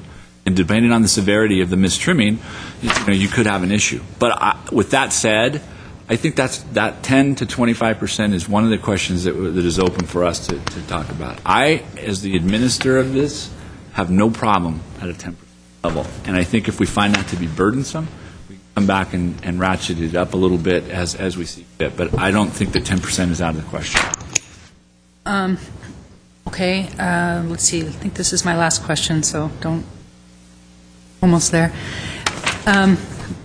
This was just getting back to the issue of the licensing of trimmers. So, and I guess if the state actually already requires that, this may trump all these questions and it may not even be an issue. I mean, if it's the case that anyone who's doing work of a certain amount of money has to be licensed anyway by the state, I believe we should be out there enforcing that and making sure that that happens. But if not, so for this proposed license, were we planning? You kind of hinted at some of these questions. What was the criteria that we were going to operate by? Was it just that you walk in, we hand you a brochure, and then you get a license, or were we going to require some kind of a 1-hour course that they were going to take? Are we going to somehow test them to be sure that you hand them the information and they don't just drop it in the waste barrel on the way out? Are we going to ask them for insurance? I mean, what exactly was the intention, and what were we going to do? Can I step in and help with that? Because it hinged on whether or not there's a requirement under the California State Licensing Board to get a license, and there is. Going to their website indicates that for tree trimmers, licensed contractors, licensed tree trimmers have a minimum of 4 years of journeyman level experience in their trade, have passed a comprehensive written examination, posted a license bond. Any contractor performing work that totals more than $500 or more in a year is required to get a contractor's license. In a year? In a year. So all these gardeners out there that are trimming trees and receiving an excess of $500 a year are already operating illegally? If they don't have a license. If they don't have a license. If they're purporting to be tree trimmers, they don't have a license. Okay. And then, again, that's exactly the point I was making. We're not in the business of licensing. Do we have that expertise?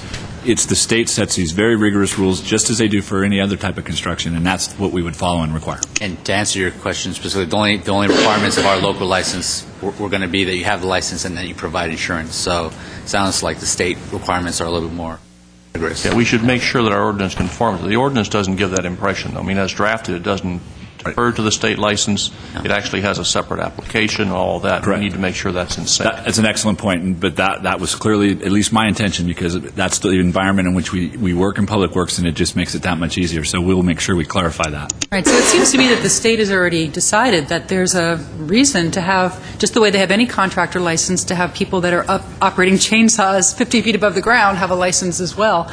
So it seems to me that sort of solves a lot of the questions, or answers a lot of the questions we were asking before.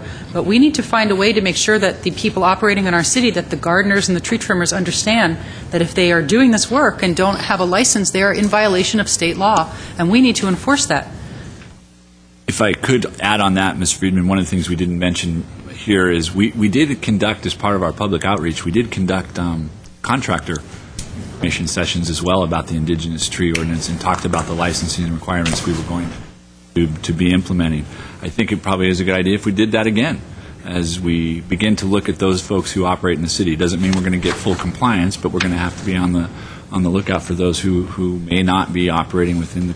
So since we should have a list, I would guess, of these licensed contractors who operate within the city, it would seem that it wouldn't be difficult to make sure they have the information about the indigenous tree ordinance and understand. We might also want to do some education to the public in the source or whatever, saying, just as if you hire a contractor who's doing work for a certain amount of money, they need to be a licensed contractor. It's the same thing with people that are trimming trees, so that the public understands that as well. I'm very happy to see, just to move on to a few comments, I'm happy to see this come back. I think it brings some sanity to this. It does provide a lot more flexibility to homeowners. It gives them a lot more leeway to trim without having to go and get a permit. It also allows us to have penalties to the trimmers, who are often at fault when the homeowners hire these people thinking in very good faith that they know what they're doing and will operate within the law. So we can go after the right people. And I very much appreciate that we now have criminal penalties that we can levy against developers who remove trees in order to develop their property when they know that they're not supposed to be doing that. Mr. Quintero. Yeah, I just want to make clear that someone, a company or an individual that holds himself out as a tree trimmer and solicits business as tree trimming, that to me is one category.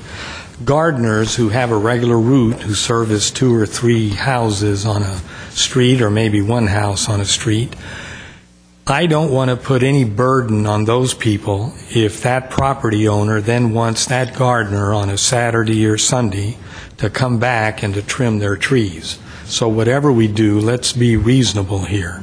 A gardener who normally gardens and then does tree trimming in the afternoons or once a week on a weekend, I hope we don't put an extra burden on them, because all we're doing really is bringing up the price of trimming trees.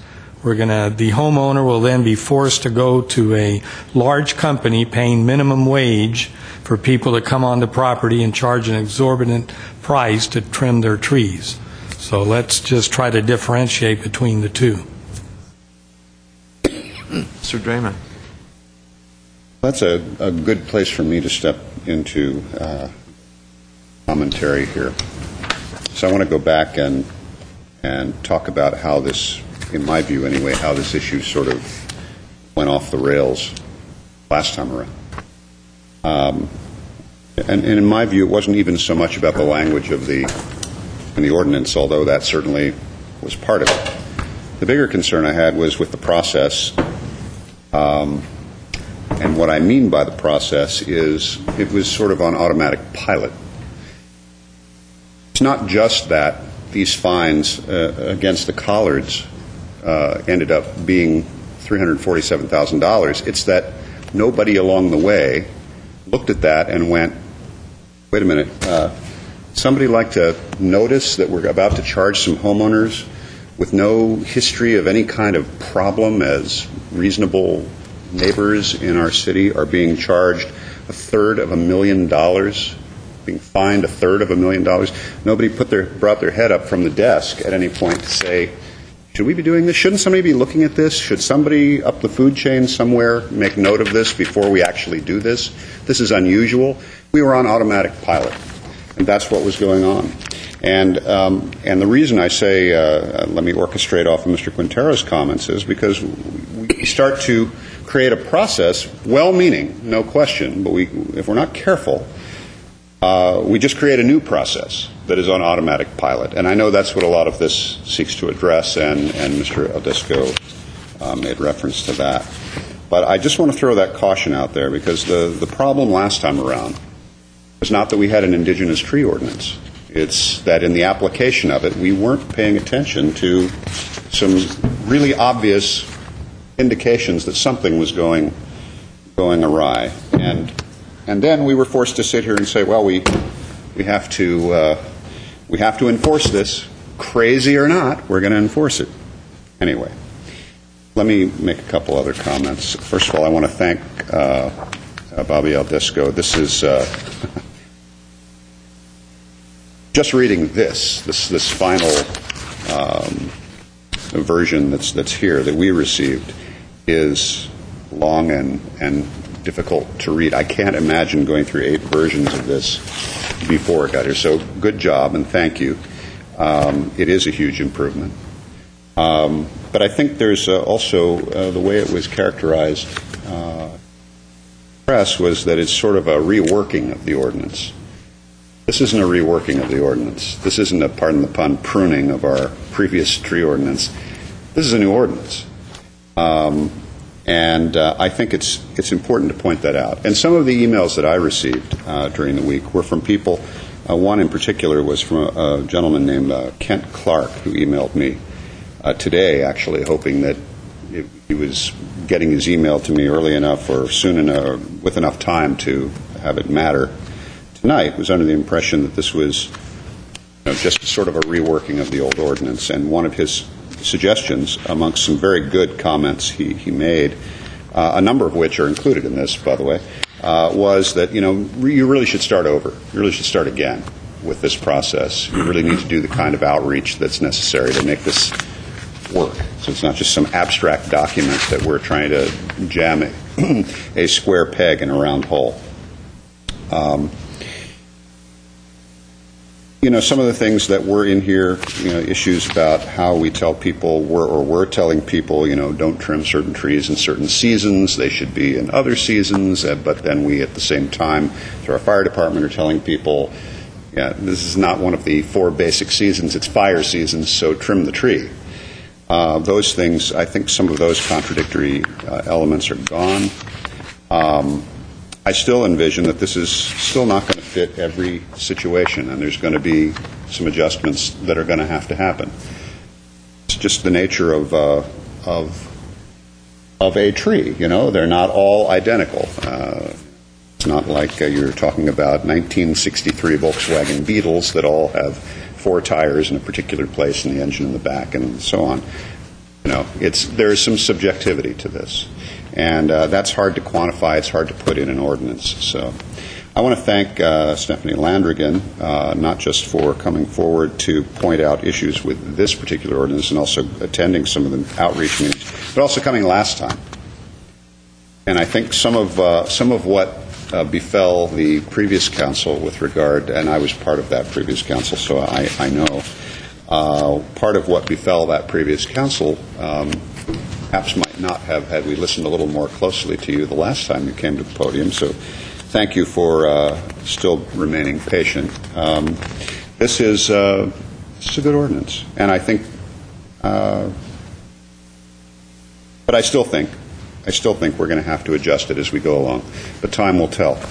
One last thing, and that's about this percentage of the trimming of the tree. One of the things that some cities look at with regard to the 10% versus 25% also has to do with if you make it too restrictive, you drive up the cost in another way to a homeowner, because 10% they're going to be probably looking to trim their tree again sooner, and most people, because it's costly, most people want to get as much longevity out of their contract to prune their tree as possible. So anyway, those are my comments, Mr. Mayor. I thank you for the time. Are there any comments? Well, I think my colleagues have done a pretty good job of tearing this ordinance apart and finding any weaknesses in it. Any document I've ever read where you see words like substantial, excessive, minimum, how do you define it? It's in the eyes of the beholder. Weasel words that can go any way you want to take it.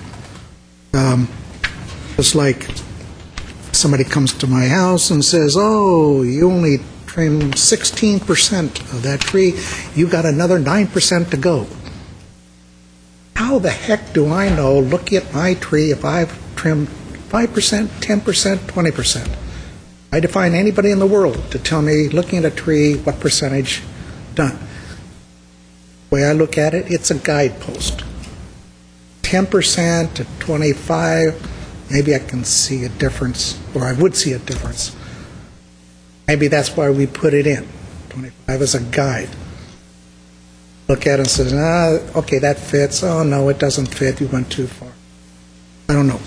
I do know that staff spent 3 years on this, have gone out, multiple meetings, whatever. Who am I to sit here and pick apart an ordinance that staff spent that much time in that I got to look at over the weekend? Is it going to be tinkered with? Yes. Is it going to be an improvement over what we had before? Yes. Shouldn't be on, what show was that? The Tom and Jerry or whatever show? Oh, boy. The Tom and I don't Jerry think show. we should be on it You again. were on the Tom and Jerry show? I don't know what show. You know the one I'm talking about. Ken and John. Oh, it's different. Oh, now that comment might just get me on the show. But I don't think we'll get on with this revision. Don't worry, Steve. You won't have to go either. But a lot of time went into this. The only thing I'm wondering about, based on all the comments I heard, even if this ordinance is introduced today, it ain't coming back in a week. I'm afraid what you're tinkering with here, you're going to be back working on it for another 2 or 3 weeks before we see it. So should we be introducing the ordinance tonight or sending back for clarification on the issues my colleagues raised? Mr. Mayor, members of the council, from what I've heard, especially since we seem to have really zeroed in on the licensing issue using the state. I believe we can have the revisions back to you by next week. And if you do, make sure that you've highlighted or underlined something so we can see where it changed. Absolutely. I would concur on that. I think we probably want to go through again what some of the issues were. I think we introduced, we do want to get comments on whether 10% versus the 25%. And there's some other issues, I think, all something we can get solved. So. Okay. So then we can introduce the ordinance with the comments to be incorporated. What you're saying? So far, what we've heard so far. I think before someone introduces it, I do think we need to take a look at the licensing issues and make sure there are no unintended consequences. A homeowner knowingly hires an unlicensed tree trimmer. Is there any liability on the homeowner? And who's going to enforce that? And how are we going to enforce that? I like the components of this ordinance, the new definitions and exemptions and permitted and non-permitted and other items, but I think we need to, I would welcome a more thorough discussion of the licensing issues. So I'm not sure if we can hold off on that. But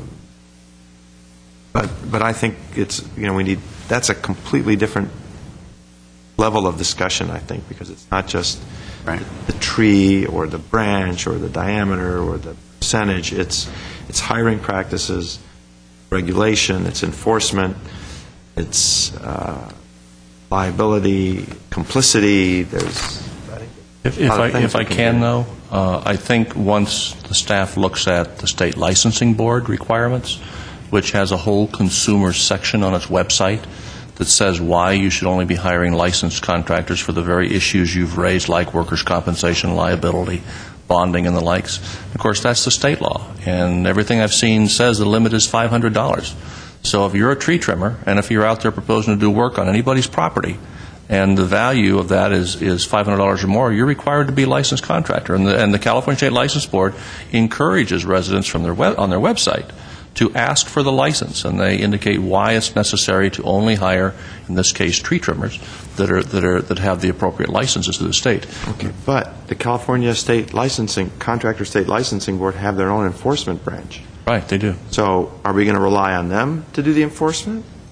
I mean, well, my thought is, how do we do is that we need to conform our licensing process so it really does defer to the state. And in fact, then we would encourage residents to do, frankly, visit the website, because they have a lot of tips on there about residents hiring people to trim their trees and why they should ask to have a license. If we require a permit for a tree, then we should make sure they're a licensed contractor before we issue a permit where a permit's required to trim a tree. And then we're not trying to license everybody who might or might not trim trees. We're relying on the state standards and enforcing that as we issue a permit to trim a tree.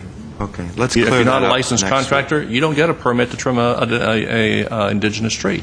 You just don't. Can't the homeowner get it? But they could, and frankly, I think part of our information should be they should go to the state contractor's website and look at all of those tips. If indeed they're going to be hiring somebody, then they and the contractor should be part of the permitting process. Can I ask you a question? When you get a permit now for anything having to do with your house, don't you have to have a licensed contractor doing that work? Unless you're doing it yourself. Unless you're doing it yourself. You're owner builder. So I would think it would be similar for this. Yeah, I think you'd ask on the permit, are you going to do this yourself or you're hiring somebody? If you're hiring somebody, then you have to show that they're a licensed contractor. You do? On our permits? No, I'm saying I think we should, as part of this process, rather than us establishing our own permitting process, we should defer to the state, in which case we require, if you're asking for a permit, if you're doing it yourself, you can get your permit. If you're hiring somebody, then we have to ensure that who you're hiring is a licensed contractor, rather than us having to license everybody.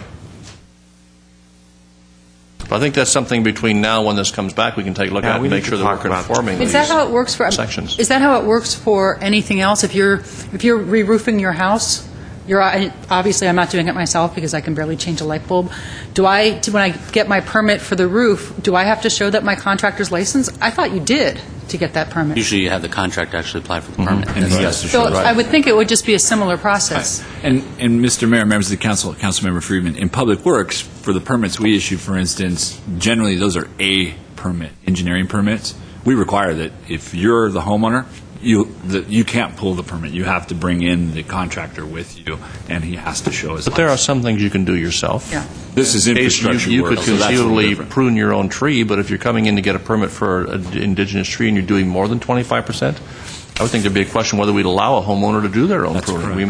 We require you get a licensed And arborist. just to be clear, because Mr. Quintero brought it up and he makes an excellent point, I don't think we're talking about the gardener who's going to do some pruning, on a tree. I mean, the small amount of pruning and cleaning up. We're talking about companies that come in with machinery, chainsaws, that are removing entire trees. I think that's really what we're talking about. Because under this new ordinance, you don't need a permit anymore to prune a certain amount of an indigenous tree. You would only need a permit if you're removing really large branches and things that require machinery. And I think there we should require licensed people because there's some serious, public safety issues. Although, if I can, we have taken out of the definition of routine pruning the normal seasonal maintenance, shaping, or thinning of a tree necessary to its health, growth, and maintenance. And we've left everything else in, which I think means it isn't necessarily the normal seasonal pruning you do of a tree, as the language, the addendum to the ordinance, which takes out that section, I think removes it a little further away from somebody just doing the normal routine seasonal trimming.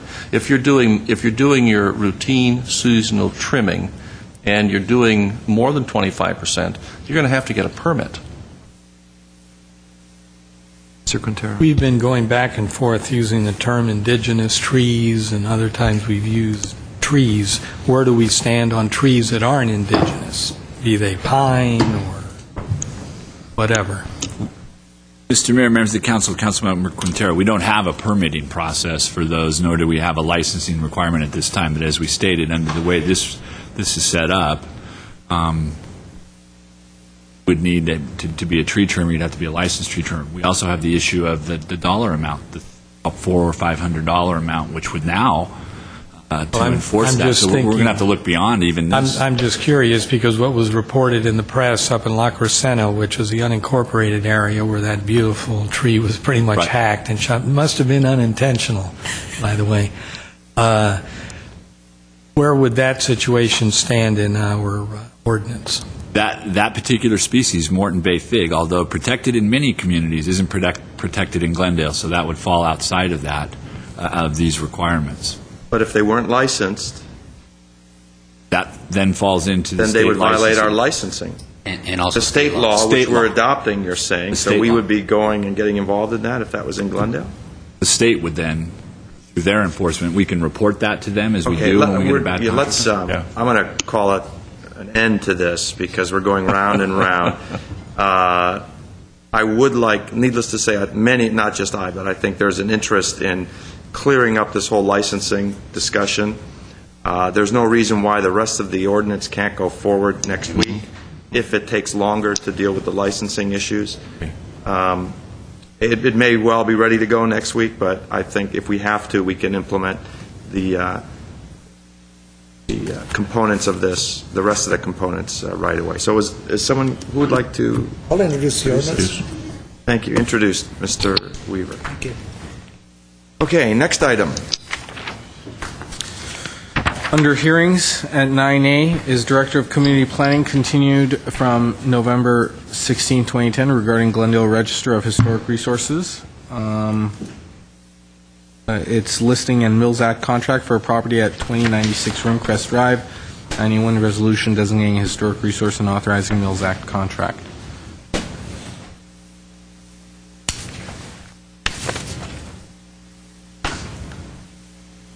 Good evening, Jay Platt for Community Planning Department staff, or has that changed yet? Okay. Where am I? We have a very interesting property for your consideration tonight. Sorry, Mr. Platt, let me open the hearing. Oh, of course. And then please continue. The Rice House is located at 2096 Rimcrest Drive. It has a name. It has a name, yes. We can talk about the name. I want to get that clarified now. I'll clarify it to start. This is a name that's been established in Architectural Digest and many other architectural publications and museum shows, so the house kind of is stuck with the name at this point. We're up in the Brockmont neighborhood on Rimcrest Drive, pretty much one of the highest streets on the south face of the Verdugos, and you'll see that provides this house with an amazing view. What is interesting about this house is that it's one of the only examples, if not the only example, of this very high-end modernism based on the influence of the European architect Mies van der Rohe that we have in Glendale. It makes it a really unique example of anything that I've seen, and I think most people have seen in the city. It was built in 1993, and it was designed by architect Gerald Lomax, who had worked with Craig Elwood, who's one of the early Los Angeles modernists of great renown, and I'll show you a few of his earlier, of Gerald Lomax's earlier projects. The house is interesting in its kind of design. From the street, we see this very harsh kind of concrete facade, very, very different from anything we see in residential architecture in Glendale. But that heavy concrete kind of ness of it is kind of leavened by these openings and these projections, the plantings and the use of shadow and the changing of the angles of these geometric volumes. When you think about the house in its full kind of configuration, it's really 3 volumes that are connected on the hillside. This front section, which is the concrete portion facing the street, a glass atrium that's 2 stories high that houses a dining room, and then a connecting stairway to the second floor, and then a steel and glass pavilion at the back that houses most of the public spaces at the lower level, the living room and the kitchen, and then a master bedroom suite and office at the second floor. And you can see here this 3-part configuration with the street over here, the concrete portion, the glassy atrium, and then the steel and glass main portion of the house. This shows the entry court, which is separated from the street by this concrete wall. This is the entry door that swings in from the garage, and then this is the actual entry to the house. Coming around to the back side, around the pool deck, you can see the back side of the concrete wing, which is opened with windows for the bedrooms and the office areas at the second floor. And here's the 2-story glass atrium. Moving on to the back section of the house, you see this exposed steel framework, the extensive use of glass, and the interesting detailing and interesting relationship to the site. If you don't know the work of Mies van der Rohe, he was very much a geometric architect who was completely obsessed with the details of modernism, saying God is in the details. Gerald Lomax worked for Craig Elwood, who's the most Miesian architect who ever worked in Los Angeles, and they both shared this passion for Mies's work. And when you look at this house up close, the level of detailing is really amazing. It's every line lines up from the... Yes, sir? On this particular photo, is that the clouds below it? That is the clouds below, yes. You're up in the heavens of Glendale here. But the level of detailing that was brought up by Gerald Lomax was enhanced by Chuck Rice, who was the client for the house. Chuck and Phyllis Rice were friends of Gerald Lomax's. They worked with him very, very closely on the design of the house. And though Chuck Rice, and I don't know if Councilman Draymond knew Chuck Rice or knows him, he owned a photo developing studios, a chain of those. He was also a contractor, so he served as general contractor on his own project. So he brought his obsession with detail. We worked with this fellow named Kodak. Kodak, yes. Okay. Yeah, Chuck Rice may have too. So, but his attention to detail as carrying out the designs that Gerald Lomax had provided is really quite special. Also, down to the point of ensuring that every joint in the steel was ground down at a level that kind of created this perfectly smooth surface. When you get up close, I don't have any good photos showing that, but when you get up close, it really rewards the close-up look. And then even on the side of the house, facing a kind of a below-grade area where really no one is ever going to see, you have a tremendous attention to detail that exists around the rest of the house. And this is kind of a dining court off of this 2-story atrium opening into the kitchen as well. Here's a view where you really see it in the context of the neighborhood, and you see it really does stand out from the neighborhood, but its massing and volume are actually sympathetic with a lot of the houses up on the hillside, so it doesn't jump out at you quite as much an alien structure as it might. And then here's the view that everyone gets to share up there, but I don't think anyone gets to share it with this much glass. So here's Gerald Lomax. They have the owners, the Yagizarians, shared this with the city, so we have a nice copy of a book from a museum or a gallery show that was done about his career on his 80th birthday. And I just wanted to share with the council why we think Gerald Lomax is also a person of interest in the kind of development of this property. He worked with,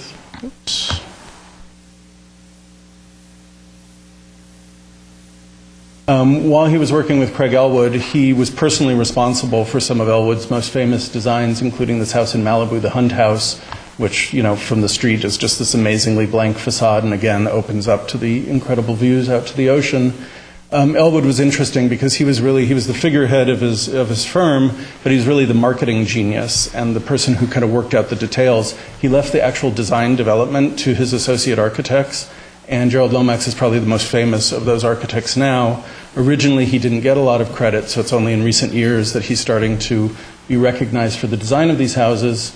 He did the Hunt House in 1954. He did the Case Study House from the famous Case Study Program in 1958 in Beverly Hills. You can see he's working very much in this kind of Mies van der Rohe style. And then he moved on and kind of developed his kind of modernist tendencies. His own house from 1970 in West Hollywood, very stark and kind of gives us an indication of things to come at the Rice House. When the commission considered this house, they definitely took into account the fact that it was built in 1993. By coincidence, we had just before this came to the commission, we had a discussion brought up by one of the commissioners, should we establish a minimum age limit in the city of Glendale for consideration of properties for the register? And we researched what other cities do. We looked at what people in the preservation field consider to be the best, most robust preservation ordinances. And in general, there's consensus that not having an age limit is probably the best way to go, so that it gives us the opportunity to consider recent buildings, but not necessarily to approve them.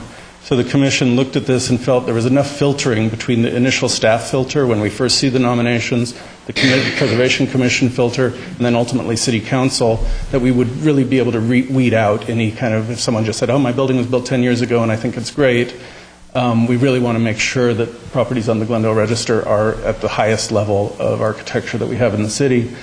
Considering this, the commission looked at Gerald Lomax's career and felt this is his only work in Glendale. We think he's a significant architect and felt that it met criterion C for association with Lomax.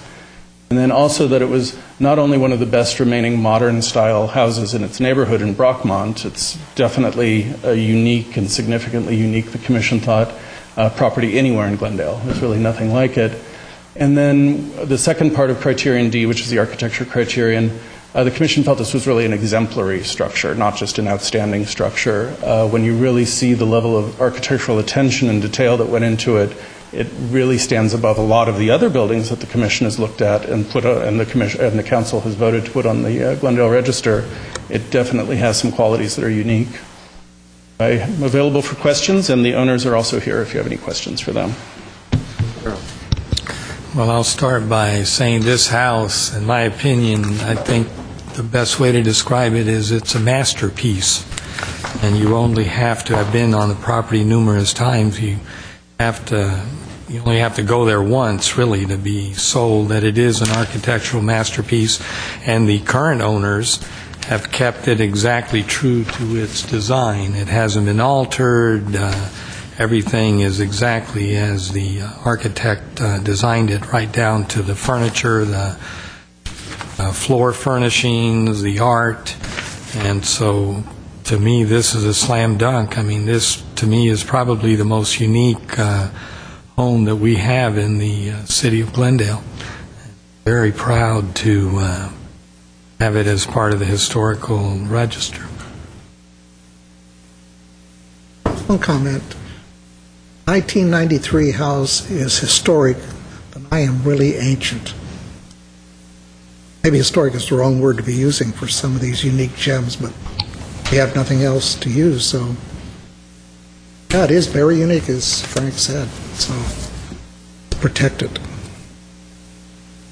I'm thrilled to see this house come forward. I had the privilege of seeing it on one of the Glendale Historic Society's tours.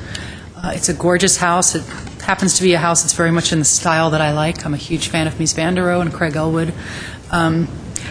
just a sort of a related comment on a slightly different subject. This house, to me, is also an example that people should look at in terms of the design review process in Glendale. And, of course, I'm a huge fan of the design review process, a very big supporter of it. I've been a part of it for 5 years, and I'm constantly telling people in other cities that they should institute design review in their cities, because I think it's some of the best protections we have for neighborhoods. On the other hand, we need to be sure, as we go forward with design review, of keeping examples like this in mind so that we understand that conformity needs to be broadly defined, that style should never be regulated, that neighborhoods should not come forward and make arguments about why a certain style doesn't fit into their area, and that the design review board itself needs to be flexible to architects that have a strong vision. Because I do sometimes wonder about houses like this. If they came forward today, would they go through the design review process unscathed? How would Lomax respond if the design review board said, we don't want a giant wall of concrete on the front of the house, we think it should have windows? The board needs to make sure that all projects are of a high quality, but also give that flexibility and give that artistic interpretation to designers. So I'm just hijacking this subject a little bit to throw in a little bit of an editorial. But I think this house is tremendous, and one of the things that the public at home hasn't seen from this report, but if you go online and look at the staff report about this project, you'll see article after article in the press about the house, including a whole giant layout and architectural digest. And that's pretty rare for houses in Glendale, so we should all be really proud to have this, and I'm very supportive and happy to have it on the historic register. So thank you. Mr. Draymond. I'll also support this. I won't go back over some of the comments made, but I will make a couple of comments. So one is a comment about the comment, the previous comment. I share some of your views with regard to design review and how that works and what might be acceptable, whether that house would have, how that house would have fared in today's process. I think that one of the differences, though, is that kind of vision in the hands of this architect versus this kind of a vision in the hands of some of the other architects that crank out sausage sometimes in this city are two very different things. One of the reasons that I'm very excited about this particular property is something that Jay mentioned, which is about the age of the house. And I also agree that our process shouldn't be limited to a set number of years, in my view. And this is a perfect example as to why. It also points to a question that Mr. Weaver asked about the historic nature of the property. Historic doesn't necessarily just mean old. Just as preservation issues in our city don't just refer to old buildings, saving old buildings. Sometimes the preservation points to new buildings and the idea that these will be the historic icons or architectural icons for the future, that will inspire for another 50 years or 100 years. So it makes me very happy to see this so intact and being cared for so well. And it's such a good example. I absolutely will support it. I also really like the modern architecture exhibited in this project. But again, I also am very happy that it brings up the issue of age of a building versus the historic relevance of the architecture and so on. So thank you very much for bringing this forward. I think it's a beautiful house, but I don't think we had DRB in 1993, did we?